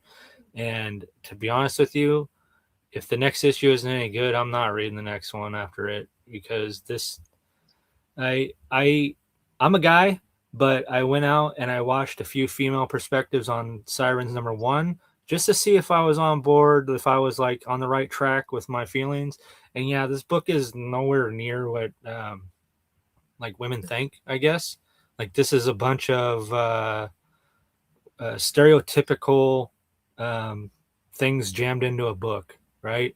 And they're very contradictory to each other, because they'll talk about how um, they're not the type of girl that is swooned by things, but then when she shows the diamond ring, she's like, "Oh my god!" All of them, it's like it's very contradictory. Like, I wish they would pick which way they want the characters to go and stick with it, and it'd be a lot funner, because I don't like Harley in this issue at all, or in this series at all. She's like the dumbest twit, and it's really weird. And I know that there's like the thing between her and Poison Ivy, but in this they make it even weirder. They like they add a layer of weirdness to the relationship that just is off-putting. Like, it doesn't fit. It's not normal, dude. Like, I don't mean normal as in like some weird expectation of normal. I mean, like, if this is the type of relationship you're trying to show, that's not a typical normal relationship of that type. So just like, what are you trying to do, dude? I don't like the story. I don't like it. It's got great art. Yeah, the art. I think that's what But it comes down to, really, at the end of the day. I guess I'll get into the story though. Black Canary's getting married to Green Arrow, and so she goes to try on dresses. And for some reason, Catwoman, Harley, and Poison Ivy tell all the workers that they can leave and they'll take care of everything. They can go get lattes, and I don't know a single worker that would believe a customer that's going to take care of their store for them when they leave. So that was kind of stupid, but whatever. I mean, it's fun for the story. So they're causing havoc, trying on dresses, and Black Canary doesn't want Green Arrow to know, so she's playing the stupid back and forth game, running from one room to the next, trying to please all the people, and it's just lame. But the girls eventually they part ways. Black Canary goes and does her thing, and Harley, Catwoman, and Ivy, they all go to survey the Calendar Man because they think he's the one that's killing all these women in Gotham. They corner him, they ask him about it, and he's like, I don't know what you're talking about. This is my birthday. I don't kill during my birthday month, or whatever he says. Yeah. Yeah, and So then it's and a then 1 he's month like, he has in his calendar that he does nothing. yeah, it like covers the whole month, dude. I thought that was pretty funny, but why are they're still blaming the calendar man and they know it's not him? I thought in the last issue we established it wasn't the calendar man, it was this lady that almost killed Harley, and they're still going after him, and that kind of Yeah. bugged me. I was like, did you forget what you wrote in issue 1? Because we already established it's not calendar man. What are we doing? The one Another thing reason why I that hate this book. the one thing that you had on here for a slide that you didn't have for a slide is I laughed with Dick Racing looking at the dresses, saying, "Hey, look, you need this dress. You need a sleeveless dress." Like, is Dick Racing like more Wait, excited that was for Dick? this? Yeah, I he didn't was realize more that was excited Dick for dress Grayson. shopping than Barbara. I thought that was just an employee. No, it was Dick and Barbara. He's like, I'll get more dresses. Just wait. Yeah. Rude, you want to touch on these panels before we move on to the next one? See you, Rude. Later, dude. He didn't like this God. issue either. No, you didn't like this one. All right, next up. But yeah, that calendar man pulls a gun on the girls, and he's like, you know what? I don't kill during my birthday month, but you guys pissed me off. You annoyed me enough that I'm going to kill you. And Black Canary saves the day. And just like with the diamond, all the girls are just swoon with Black Canary again, even though they hate her guts. I just thought this was like it's so back and forth and up and down. Like, we're independent women, but we rely on people like this right here. How Catwoman is completely independent. She's a badass boss bitch, right? But she's sitting on Batman's lap and like playing with his suit and like doing all these weird ass little things that are so contradictory to the role they're trying to portray. Like, dude, that's why I hate this book. Like, pick a lane and stay in that sucker, dude. Yeah. And we got Rude back. He My bad, hated bro. the first panel so much he had to leave. No, I was getting ready to speak my mind on these, and I clicked on the wrong. I was exiting a window. Anyway, so I'm gonna put comics in just two little categories. Ongoing comics that we're reading, right? In two little categories. Of course, you can't do it, but in this case, I'm going to. There's the kind of stories that you read and you're intrigued and you try to guess what's going to come up next. And then there's the other kind of, and no disrespect or hate to anybody that's collecting anything that you want, because you get to enjoy, right? These kind of books, I feel like sometimes they're like, okay, they're focused on the covers, on the group, on the idea. And as you're going through the writing, they're like, okay, well, this is what you have to write about. This is the plot. This is what's happening. And just highlight those parts. But the whole connection of it's like lazy. Maybe there's no editor. The editing is paid, at least because at this point, they're going for the sell of the cover. Ivy and Harley, sadly, because we have read, I know a lot of us can read a lot of stories and books from most of them that are amazing, that touch home. They're like, okay, this is a true love story per se, like Kelly was saying. But this book's just not take it. It's just a cover. It's just seeing sexy drawings, and for a reader, because we're putting this in the Batman. This is the Batman show, right? Gotham City Lights. We're picking them because they're the best sellers, right? The best sellers of Gotham. That's like the whole, like you said. They should do a dark one. Black Label should pick these girls up. This which is he Black has. Label. Dude, Babs has an What? excellent style. Look at the style of them. Okay, They so look I have amazing. I have a Black Label. It's called Birds of Prey. Not too far from it. Same art. It's really good. Really, it's cute. It's but this is Black Label, bro. Yeah, this is Black Label. I'm sorry for not knowing, bro. What the fuck? I think that's why they have all the blood in the book. Is that what it's come down to? You'll see like Zodiac smears on the ground and stuff. But Again, yeah, look at this, dude. Like, Catwoman don't. I give was a shit waiting about for this. Solomon's Yeah, case. She is so into waiting. Bruce. It's not even funny, dude. Look at him. She's like, I gotta go. He's like, I don't think so. We got work to do. Again, she's these just like, books. she's purring. I think it says purr or something right there, Yeah. dude.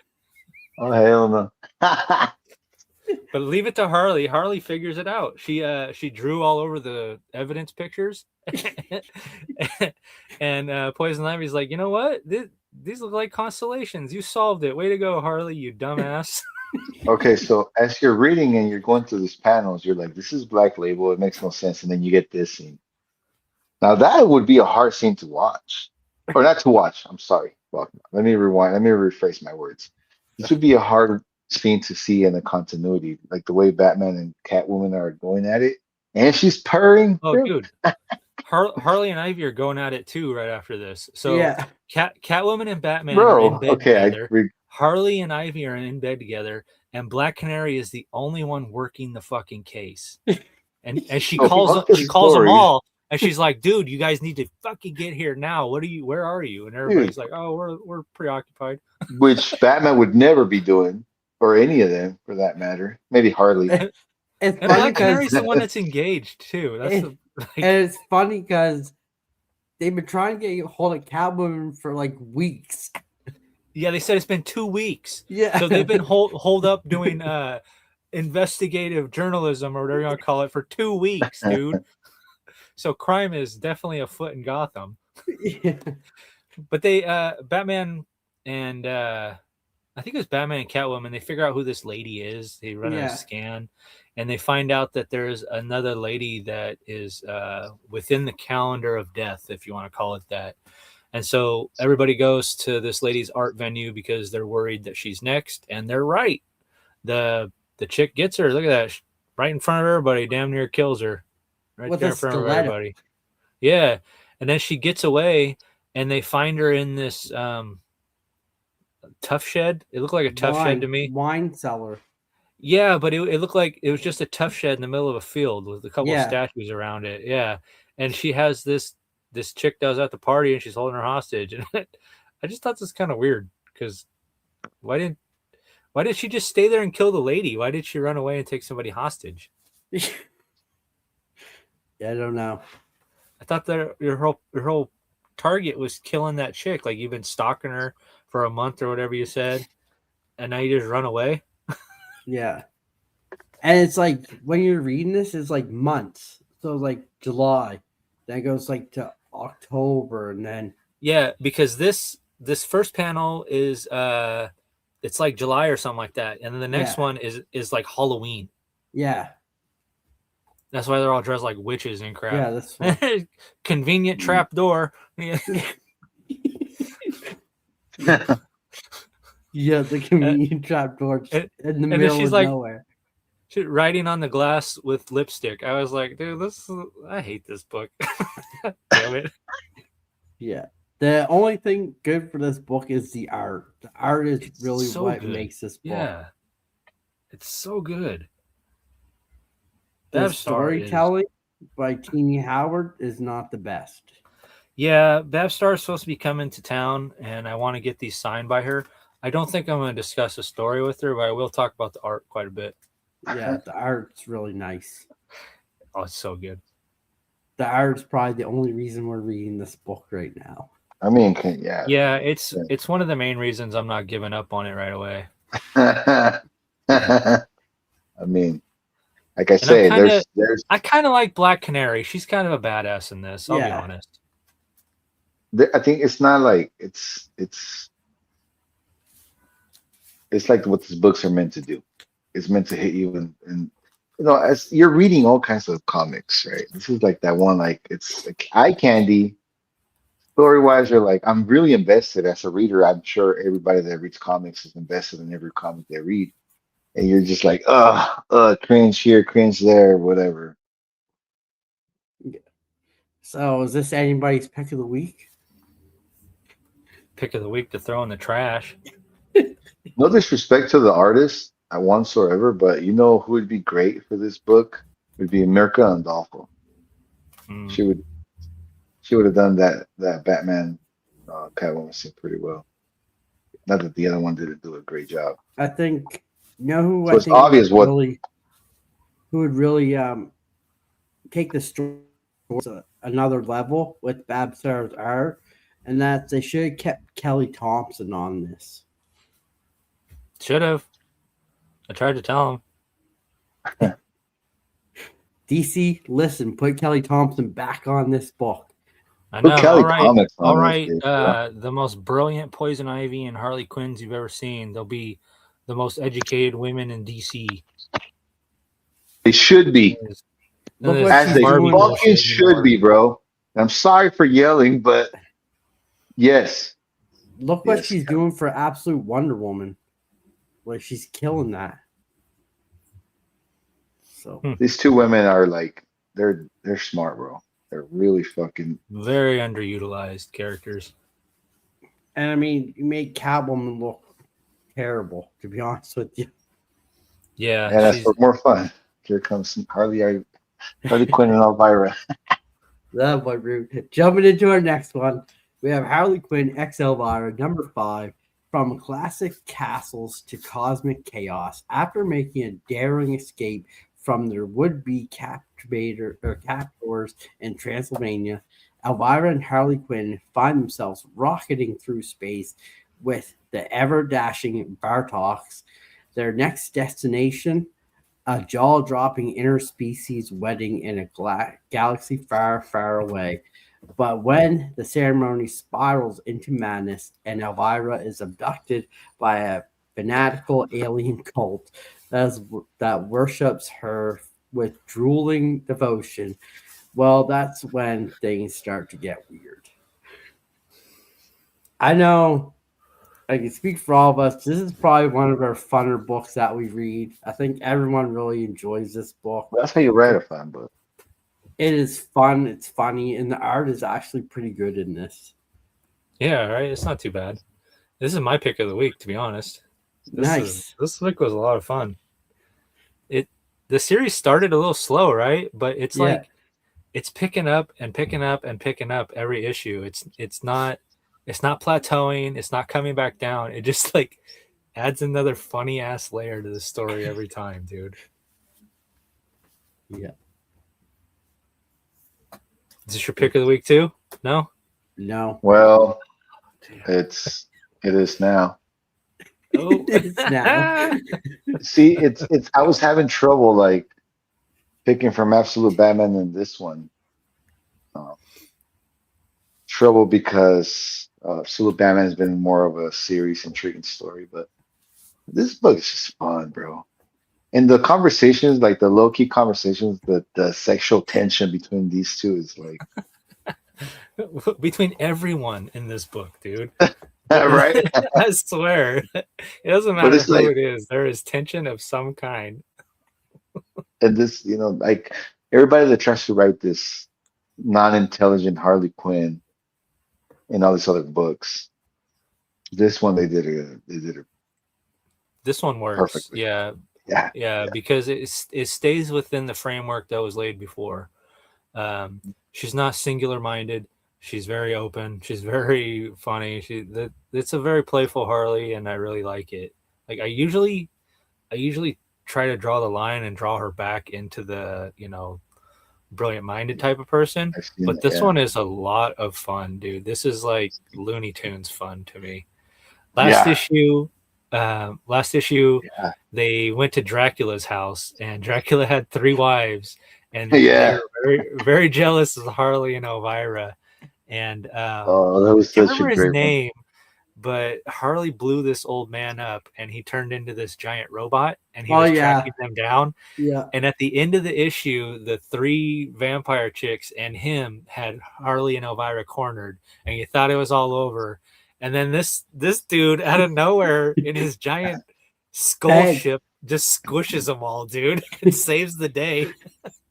And he's here, and he's like, "Hey, Power Woman turned me down, but would you guys want to come to a wedding with me?" He's like, "I can't go alone, and I'm looking for a wedding date." He's like, "I'll give you whatever you want." And he holds out that pot of jewels, and it's like they're just like, "Yeah, we're in, dude." Let's go. Free party? You're right. And he's like this duber ass dude is just fucking What did he It's say? all been this whole book has been like a big party, like just party Party to to say the party, right? They least. keep going to parties. That's right. Yeah, and party to say the least, because I mean that's like a real party, like a party that I want to go to, you know, And the funny thing is, we thought this was the monster party in for the sure. last issue because you had Yeah, werewolves, you had Dracula, and now they're going into like an actual monster wedding where there's like freaky ass Um, monsters and stuff, the dude. one oof. part I thought was funny out of this is he's like, I can't be the most handsome man at this party. I need to have people that can counterbalance my handsomeness. So I had to pick you two.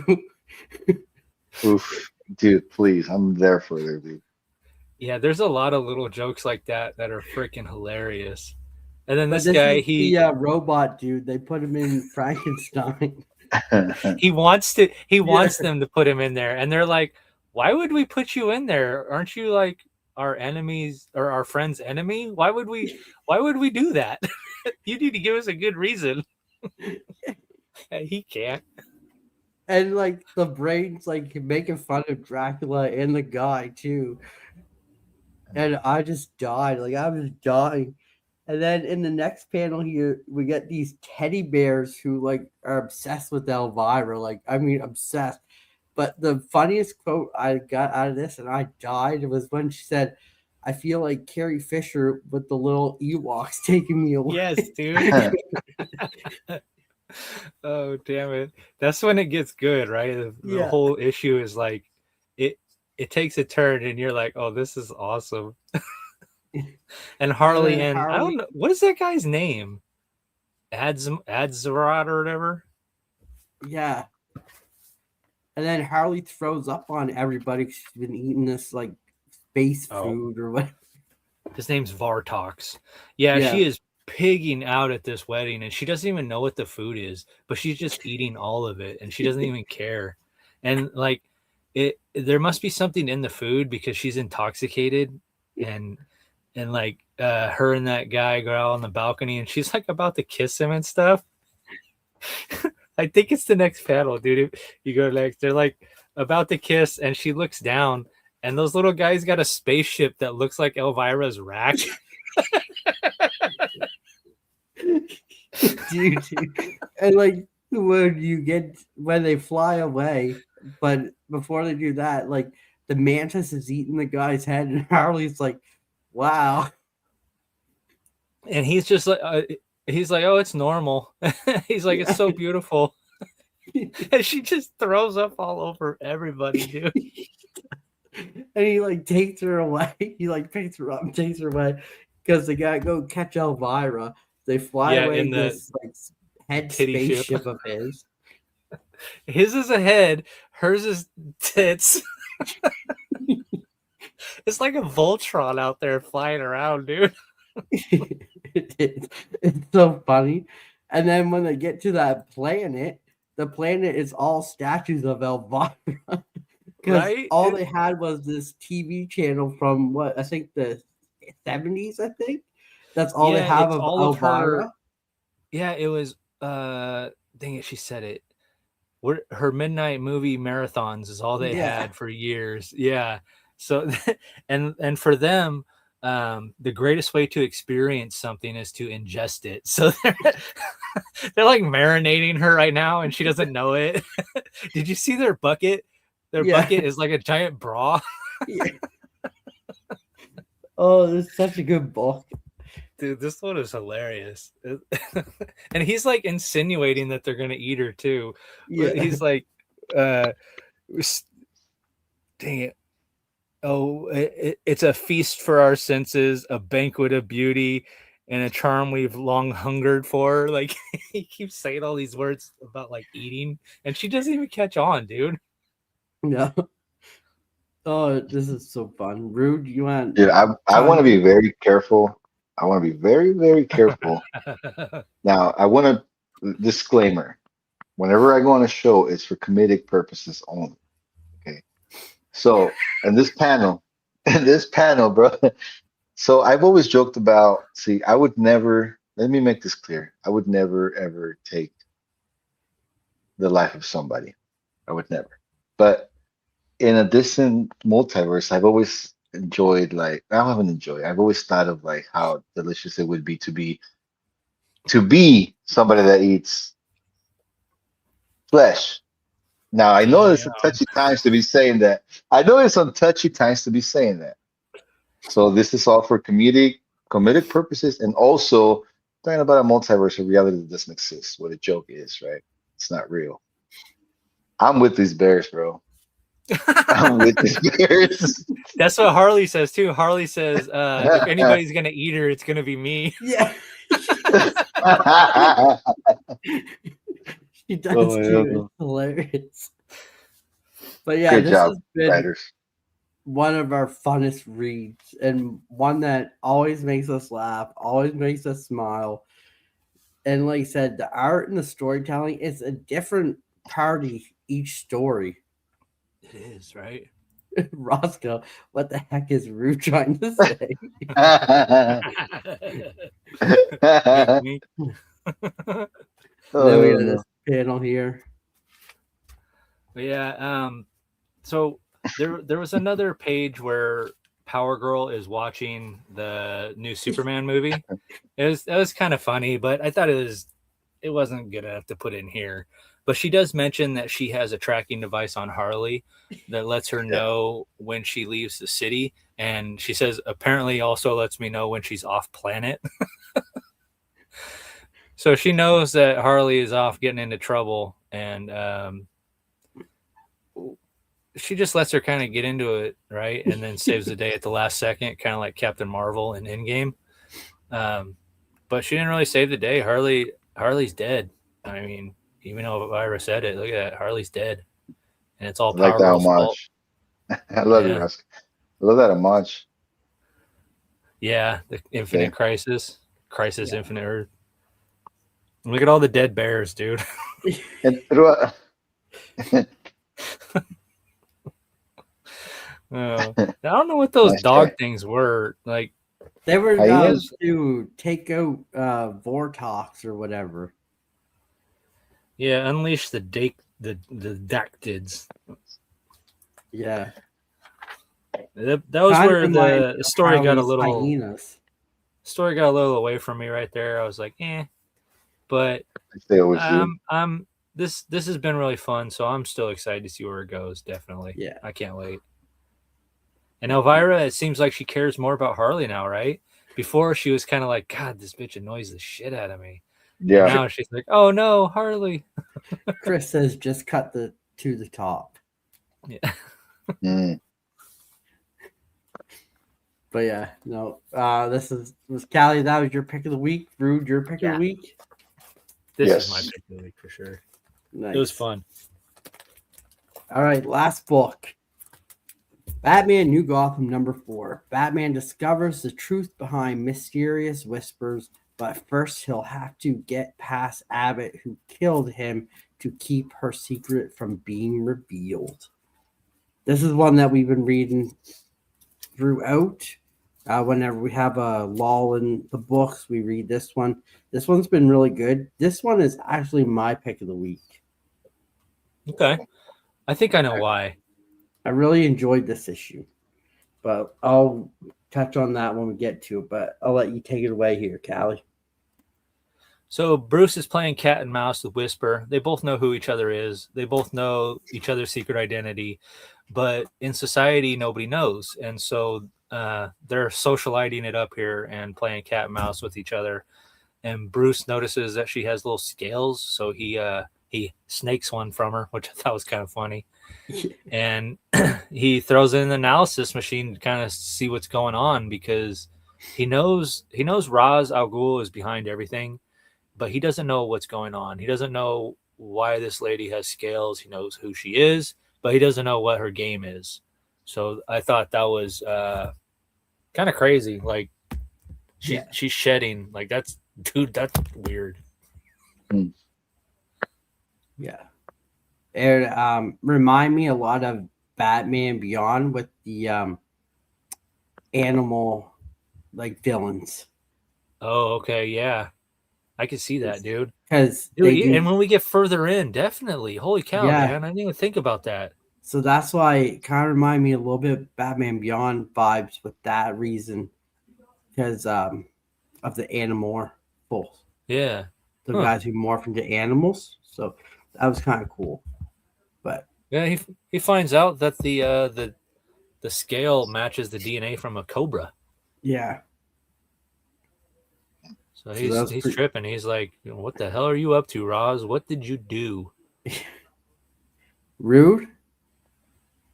Eh, keep going to this is the one book, dude. This is the one that I have not read. So I mean, the art's there. I could see the even in like the picture, the first panel that we have. I could see the Batman Beyond vibes, but You'll see it more when we get towards the end. You'll start be like, oh, okay, I see what he's talking about. okay. But yeah, I next up, still love this color scheme, dude. yeah, It's always three colors, and yeah, that's what they stick to, and it's really great.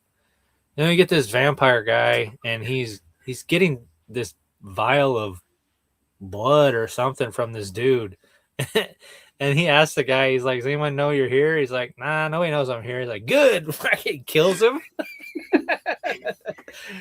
No strings, bro. No string. No loose ends, right?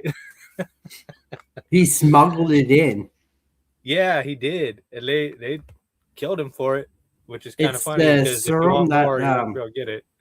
it's the serum that turns the people, like it turns her to a cobra, or turns that guy to the vampire, or then as you see further down, it turns one guy into like a werewolf. Yeah, one guy into a bird.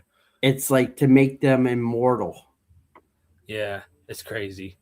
But Batman, he's letting Gordon in on the game. He's telling him about Whisper, telling him, that something big's happening, and you better open your eyes, Gordon. Yeah. And then he's also telling Gordon he needs to go get some sleep, and Gordon tells him you should take your own advice. Yeah, he says go home because Gordon doesn't want to go home because he says his home still smells like his wife, right? It reminds him of his wife too much. Jeez.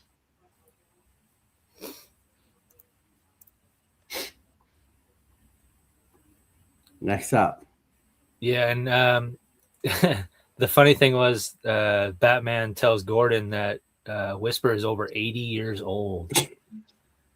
This chick is over 80 years old, dude. That means that she changed a long time ago, right?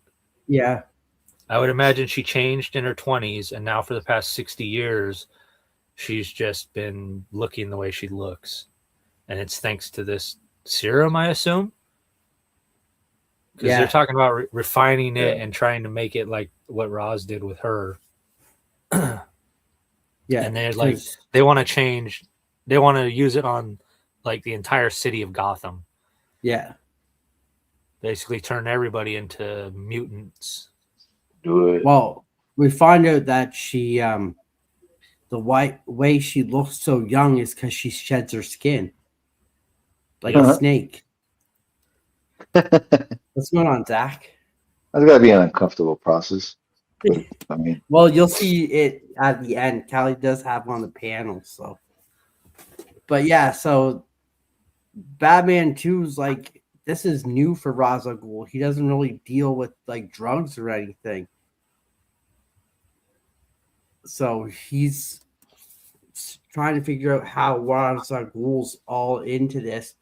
But it kind of feels like she's going behind Ra's al Ghul's back a little bit. That's what I was getting. It kind of feels like she's playing Ra's. Like, Ra's sent her there for a reason, and like maybe she already did it, but she has nefarious things that she's trying to accomplish as well.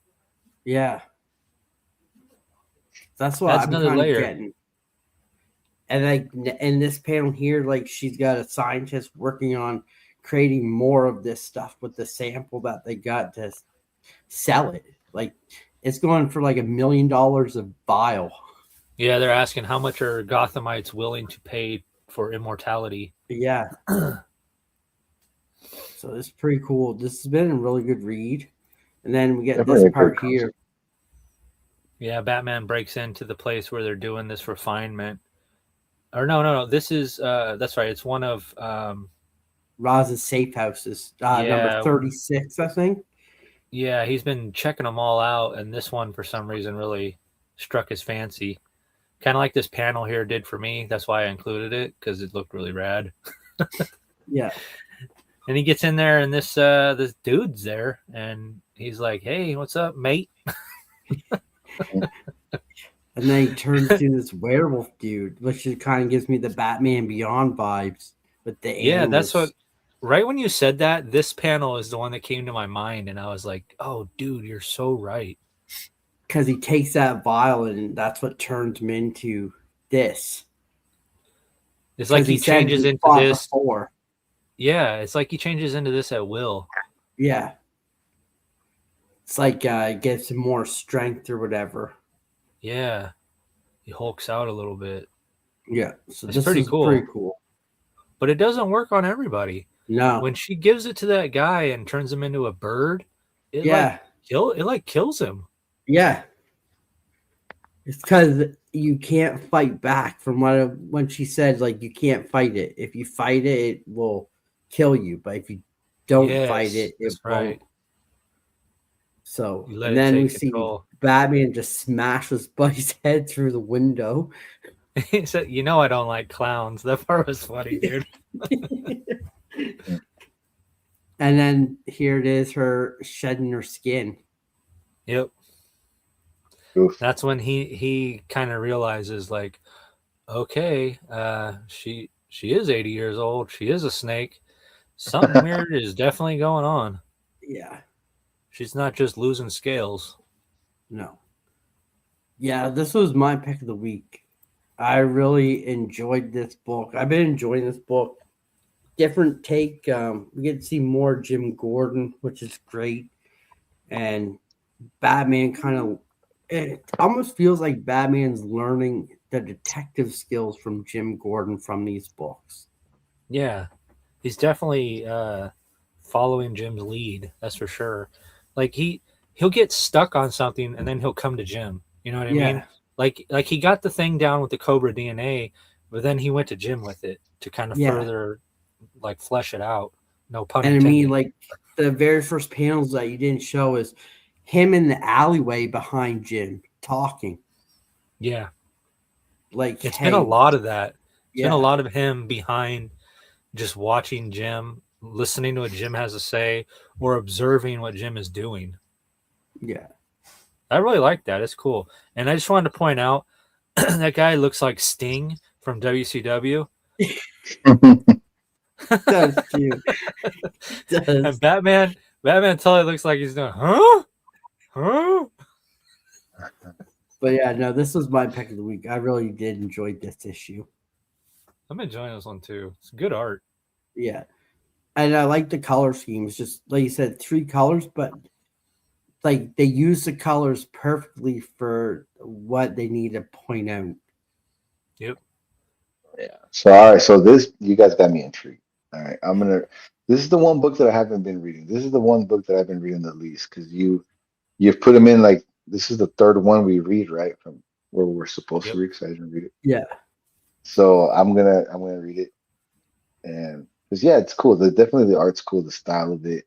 And some of the action scenes do look pretty rad, bro, like you said, Kelly. So story is in. I accepted. Yeah, no, really good. Rude, I think you would really enjoy this. I think so too, bro. I think so too. But yeah, next up. Don't forget to get your Batman covers in to me or Callie using the hashtag Gotham City Lights podcast and tagging me or Callie. Also, there is no covers for next week because next week we are doing the giveaway. And next week is episode 20, which means we're going to be doing a whole show dedicated to the Killing Joke. Yeah, show off your Killing Joke books. That would be cool. If we could flood Instagram with Killing Joke covers, that would be dope. Definitely. Just ruin everybody's day. Doing the Chocolate Batman giveaway for people in the chat. Lalo, what's going on? What's up, dude? What up, bro? And we're going to be giving away. To the lucky winner of the community code, shout bro. out That's who we'll code. pick next week, you're going to be getting this Batman and Signal issue 1 and Nice. 2. So I gotta say, that's man, who- this next episode is gonna be the breakthrough one. It's gonna be dedicated to one of the best books that can be out there, and we're gonna be giving away. This is it, bro. This is it. This is the big thanks. First and foremost, big thanks to you, Dan, and Callie, bro, for this next show coming up, bro. Thanks, buddy. Look at There's that. Chocolate Batman chiming in. So while Chocolate Batman's here, why don't we give a shout out to everyone who entered in for all the covers this week? Because we got 16 covers this week. Not only covers, toys, everything. So Callie put up a Yeah. little slide together. So Some put drawings. this on so you guys can check it out. The hell are you supposed to be? I'm vengeance.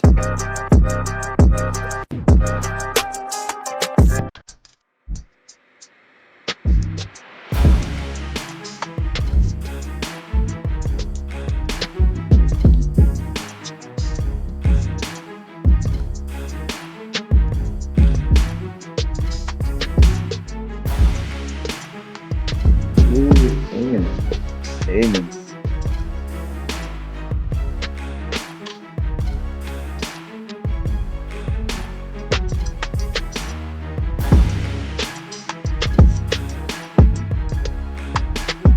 I'll take one. Oh, boy, one, bro.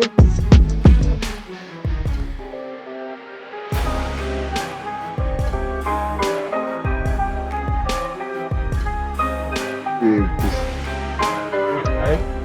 Danny, Scarecrow.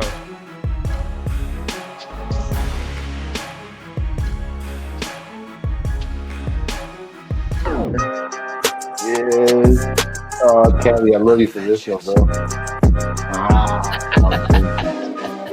Uh, Awesome. I didn't know Mark Spears put in a cover for this challenge. So awesome for that. Thank you to Mark Shout out Spears to for Mark. that Thank one. you. Yep. Thank you, Mark. Appreciate it. He drew that specifically to be on this channel tonight. Nice.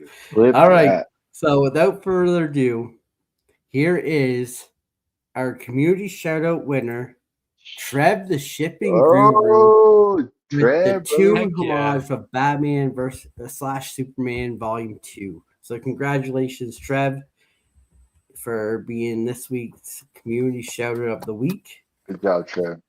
You know, this is the Appreciate one. you. That, Cover, dude. this is the cover that made me feel like at home, but at the same time, now that I'm here, and like all my bat gear and bat energy, I kind of hate it. There was a punching one. There was a Superman punching one.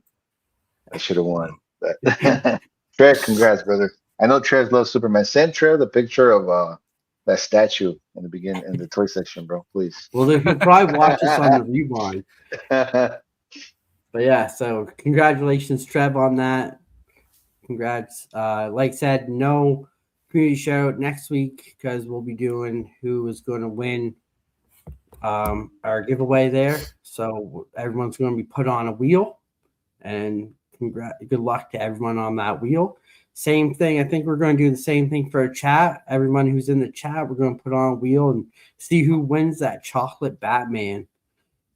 That is a prize all in its own. And if you do eat it, you have to let us know how it tastes. We want to know. And We how do not long it encourage- takes to eat as well as Yeah. pass. Don't heat it up. We want No. it straight out of the box. Okay. Like beef But- jerky. All right. Here's our quote of the night. With every setback, there's a chance for a comeback, Batman. Well said, Batman. I thought that was a pretty good quote of the night to end us Yeah. off there. I love chocolate milk Roscoe. All right.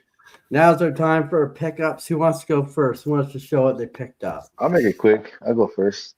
All right. Let me Nothing make you big. fancy. Just one sec. Nothing fancy. Nothing. Let me make you big here. Hold on. Oh shit! Hold on. We're gonna give you the spotlight here, Rude, okay? Do not give me the spotlight. Do not. You got the I don't like spotlight. the It's all spotlight. you. You know, there's nothing fun like yapping and talking and chatting. I gotta say, it was been a pleasure hanging out with y'all. Always has been. Shout out to the winner, bro, Trev. Bro, beautiful. But anyway, I'm digging into my pull list. It's getting fat, so I picked up a little bit of them. So some of these Nice. came out a few weeks ago, but this one right here, I'm gonna send in. I think I know who I'm gonna send it to because I have um, an Nice. idea for this that I want to Yeah. do. I've said it before. I've said it before, but I'm not gonna say it this time. But I want to get something really sick, bro. Shout out to the Black Order Comic Book Club, bro. Yes, sir. And then just real quick, no number two. You know, then the zombies, bro. They keep coming. They keep coming. So I got zombies number. I forget. I can't tell the number, but still pretty dope. I think Got a that's classic. Band. 3 and 4, maybe, or Yeah, 2 3 and and 3. 4. No, 3 and 4 probably. 3 and 4. You Yeah, got so your you'll be classic. caught up. You got your classic. Well, dude, I love zombies, bro. Dude, I've dug into some zombie lore. Marvel zombies.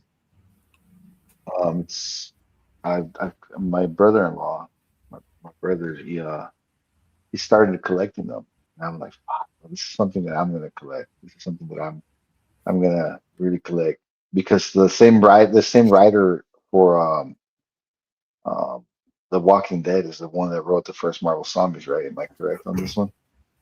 What was Yeah. that?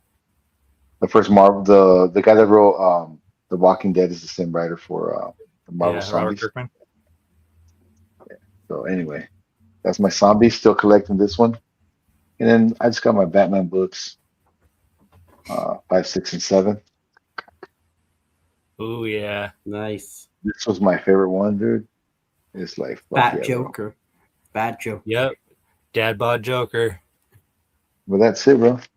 That's it. So I Nice. got still going to the LCS, still picking up the stuff I like, and you know, still here, guys. Awesome. That's what it's all Gally. about, dude. I got this fucking thing. I got my vest in.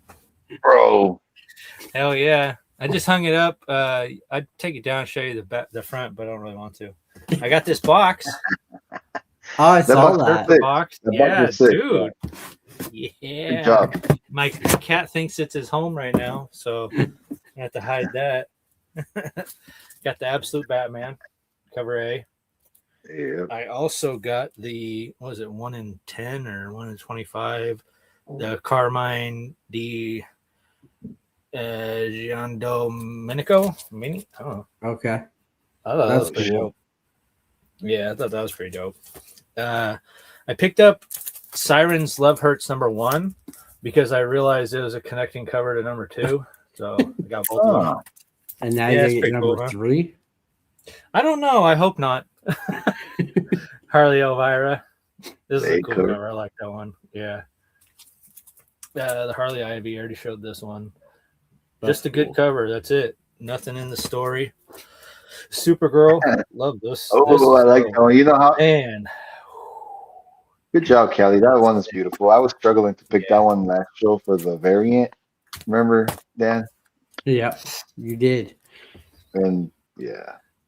Got the glow in the dark. Ooh. Oh, I saw that one. That's sick when it glows There in you the go. dark. You can see the eyes now. Yeah. Can't see them. Wait, this is the past printing, right? Yeah, this is like the, I don't know, 900th or something like I that. think that was it the comic book shop day one? No, this one just came out. Oh, I'll they check did it it real again. quick. They did it Yeah. again. The free comic book. I know which one you're talking about. The LCS day one. That one was the foil cover, right? What the heck? It's a combination of different printing covers. Let me find What? the. Yeah. So it's just like all the covers. 10th print exclusive variant covers. Finally found the title page. I've always felt like this was the troll is one of them all. And I Right? like James Tynion. I like James Tynion a lot. I've enjoyed some of his writing to the fullest. I'm just gonna say it's a 10th printing because I can't see very well. I think it is. I think you're right. Yeah. Glow in the dark variant though, so that's pretty cool. I like glow in the darks. So. Yeah.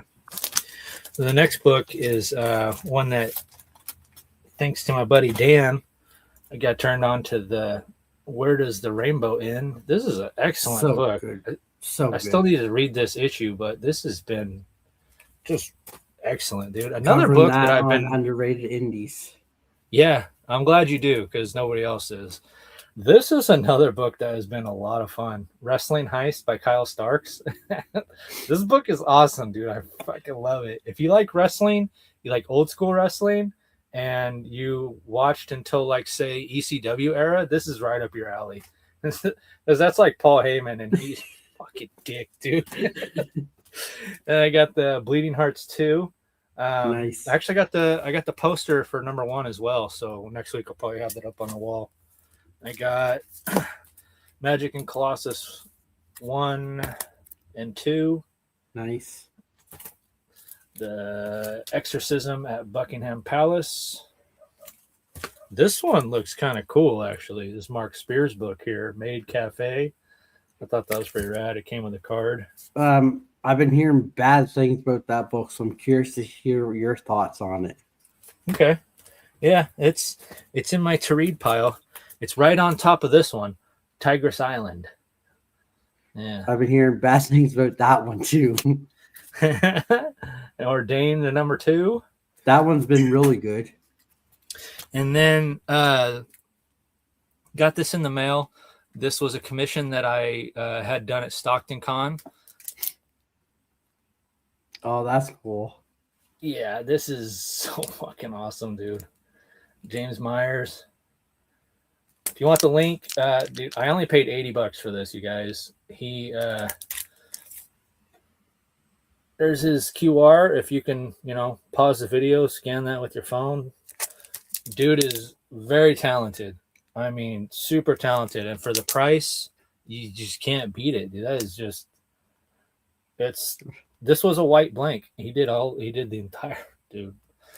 That's I awesome. can't thank him enough. I am so ecstatic with that. Oh, and I got this new Cubs chain here. Nice. Good week. Awesome. I had a small week. So I got Sirens Love Hurt number 2, but I got the Derek Chew cover. Oh, the Little Shop of Horrors one, yeah. Yeah. The one's Ivy cool. one. Nice, I really nice, like nice. that one. That's nice. Wicked. I got this one that no one's talking about. This one's been really good. Astro Poison Quantum Ivy? number 2. Oh, Ooh. have you This done that That's one? like on the Something's your Killing the Children review? monster. Right? Yeah, this one's really good. Huh. Definitely recommend it if you haven't been reading it. I picked up this one because I liked the TV show or the movie, and this is A Quiet Place Storm Warning Oh, yeah. Nice, dude. from IDW. Looking forward to reading that one. We're going to cover that on Underrated Indies. Oh, good. And also this one, Where Does the Rainbow End? Number 3. This is such a good story, and no one's even talking about it. That's because It's most so people don't good. read their comics. Yeah, That'll be it right there. this is so That's why good. the second market, FOMO market, works so well. This one sold out, and no one even talked about it. The first issue you can't get anywhere. Yeah, that's a good call, Dan. So That is a good it's call. been really good. But yeah, that's all I got for this week. I guess I can show this. I picked this up at the dollar store for $2. Heck Oh, no way. So they're still doing, that's Todd McFarlane's what do they call it? Page punchers? Yeah. yeah, What do they bro. call 'em? Shout out Figgy Friday. So Yeah, $2. for real. Well, I want to show something. Can I show something? Since You can Never. always show something. since you brought up As Figgy long as it's Friday. PG. Figgy Friday. Since you brought up Figgy Friday, hold on. I'm gonna share my screen, but let me delete the. Let me exit out of all the messages. They're a little wild. Okay. This has to do. This is where it all comes 360, bro. The whole show comes 360 right here. Okay. Oh, and I got an IG88. Nice. All right. Here we go. Okay. That's what I was trying to do earlier, and I ended up closing StreamYard. All right, here, share my screen if you may. You have to put it in the thing so I can Yeah. share it. No, I will. Okay, here we go. Uh-oh, here we go. All right, sorry. Earmuffs for the kids. No, Goggles for the nothing wives. crazy. Nothing crazy. We're going to break So- StreamYard here, okay? All right, you ready? Okay, so Oh. this goes full circle. So this is one of my first Figgy Friday posts. Shout out to my boy Fable. And this is also like when you showed the figure in the beginning of the toy section of Superman getting punched, bro. This is my homage, or no, that guy did an homage to me, bro. Because I'm probably not the first one that did figures like this. That statue, this is what I want to end the show with, or at least my part of the show. Shout out to Nice. Superman. Send this to Glenn. Send it to Yeah, Glenn. Lucifer. Where are you at, Glenn? Where are you at? Send it to Brucifer. Send it to Trev. Just kidding, guys. I love you guys. Rasa says, "Don't rude." All right, folks. You know what time it is. That bat light has to go at some point. But before we go, I have to say a couple announcements. So April 10th, we have Eddie from the Batcave joining us for the live show, which is going to be pretty fun. You're not going to want to miss that. April 17th, we have a real big special guest. We have Mike. Mark Spears. Actually, no, Kelly, you know this guest. We I don't know have Mark your Spears. owner of your LCS joining us, who's a huge Nightwing fan. He's going to be joining us on April 17th. Heck yeah. I can't wait. That's going to be a blast. Mike's a And great then guy. May 15th, we have Daniel Loves Comics from the BOCC joining us. That dude really loves comics too, man. Let me tell you. Like, a lot of people claim they love comics. This dude loves comics. Holy He crap. does. And also, I have to confirm with him, but we're going to be having Boston Chris joining us on a live show as well. Hell yeah. So that's going to be fun too. So we got a lot of guests lined up coming up and some more in the future coming up too as well. And yes, so everyone knows, Otaku Mike will be joining us again in the near future, along with his co-host, Jin. All right. Heck yeah. So they're going to join That's us dope. on the That's Gotham dope. City Lights podcast. Takuology is coming in. They are. But yeah, like I said, that bad light has to go at some point. That is the time it's got to go. We thank you all for joining us, and we'll see you here next Friday for the Killing Joke. Ruben, why don't you give him a good laugh as we leave?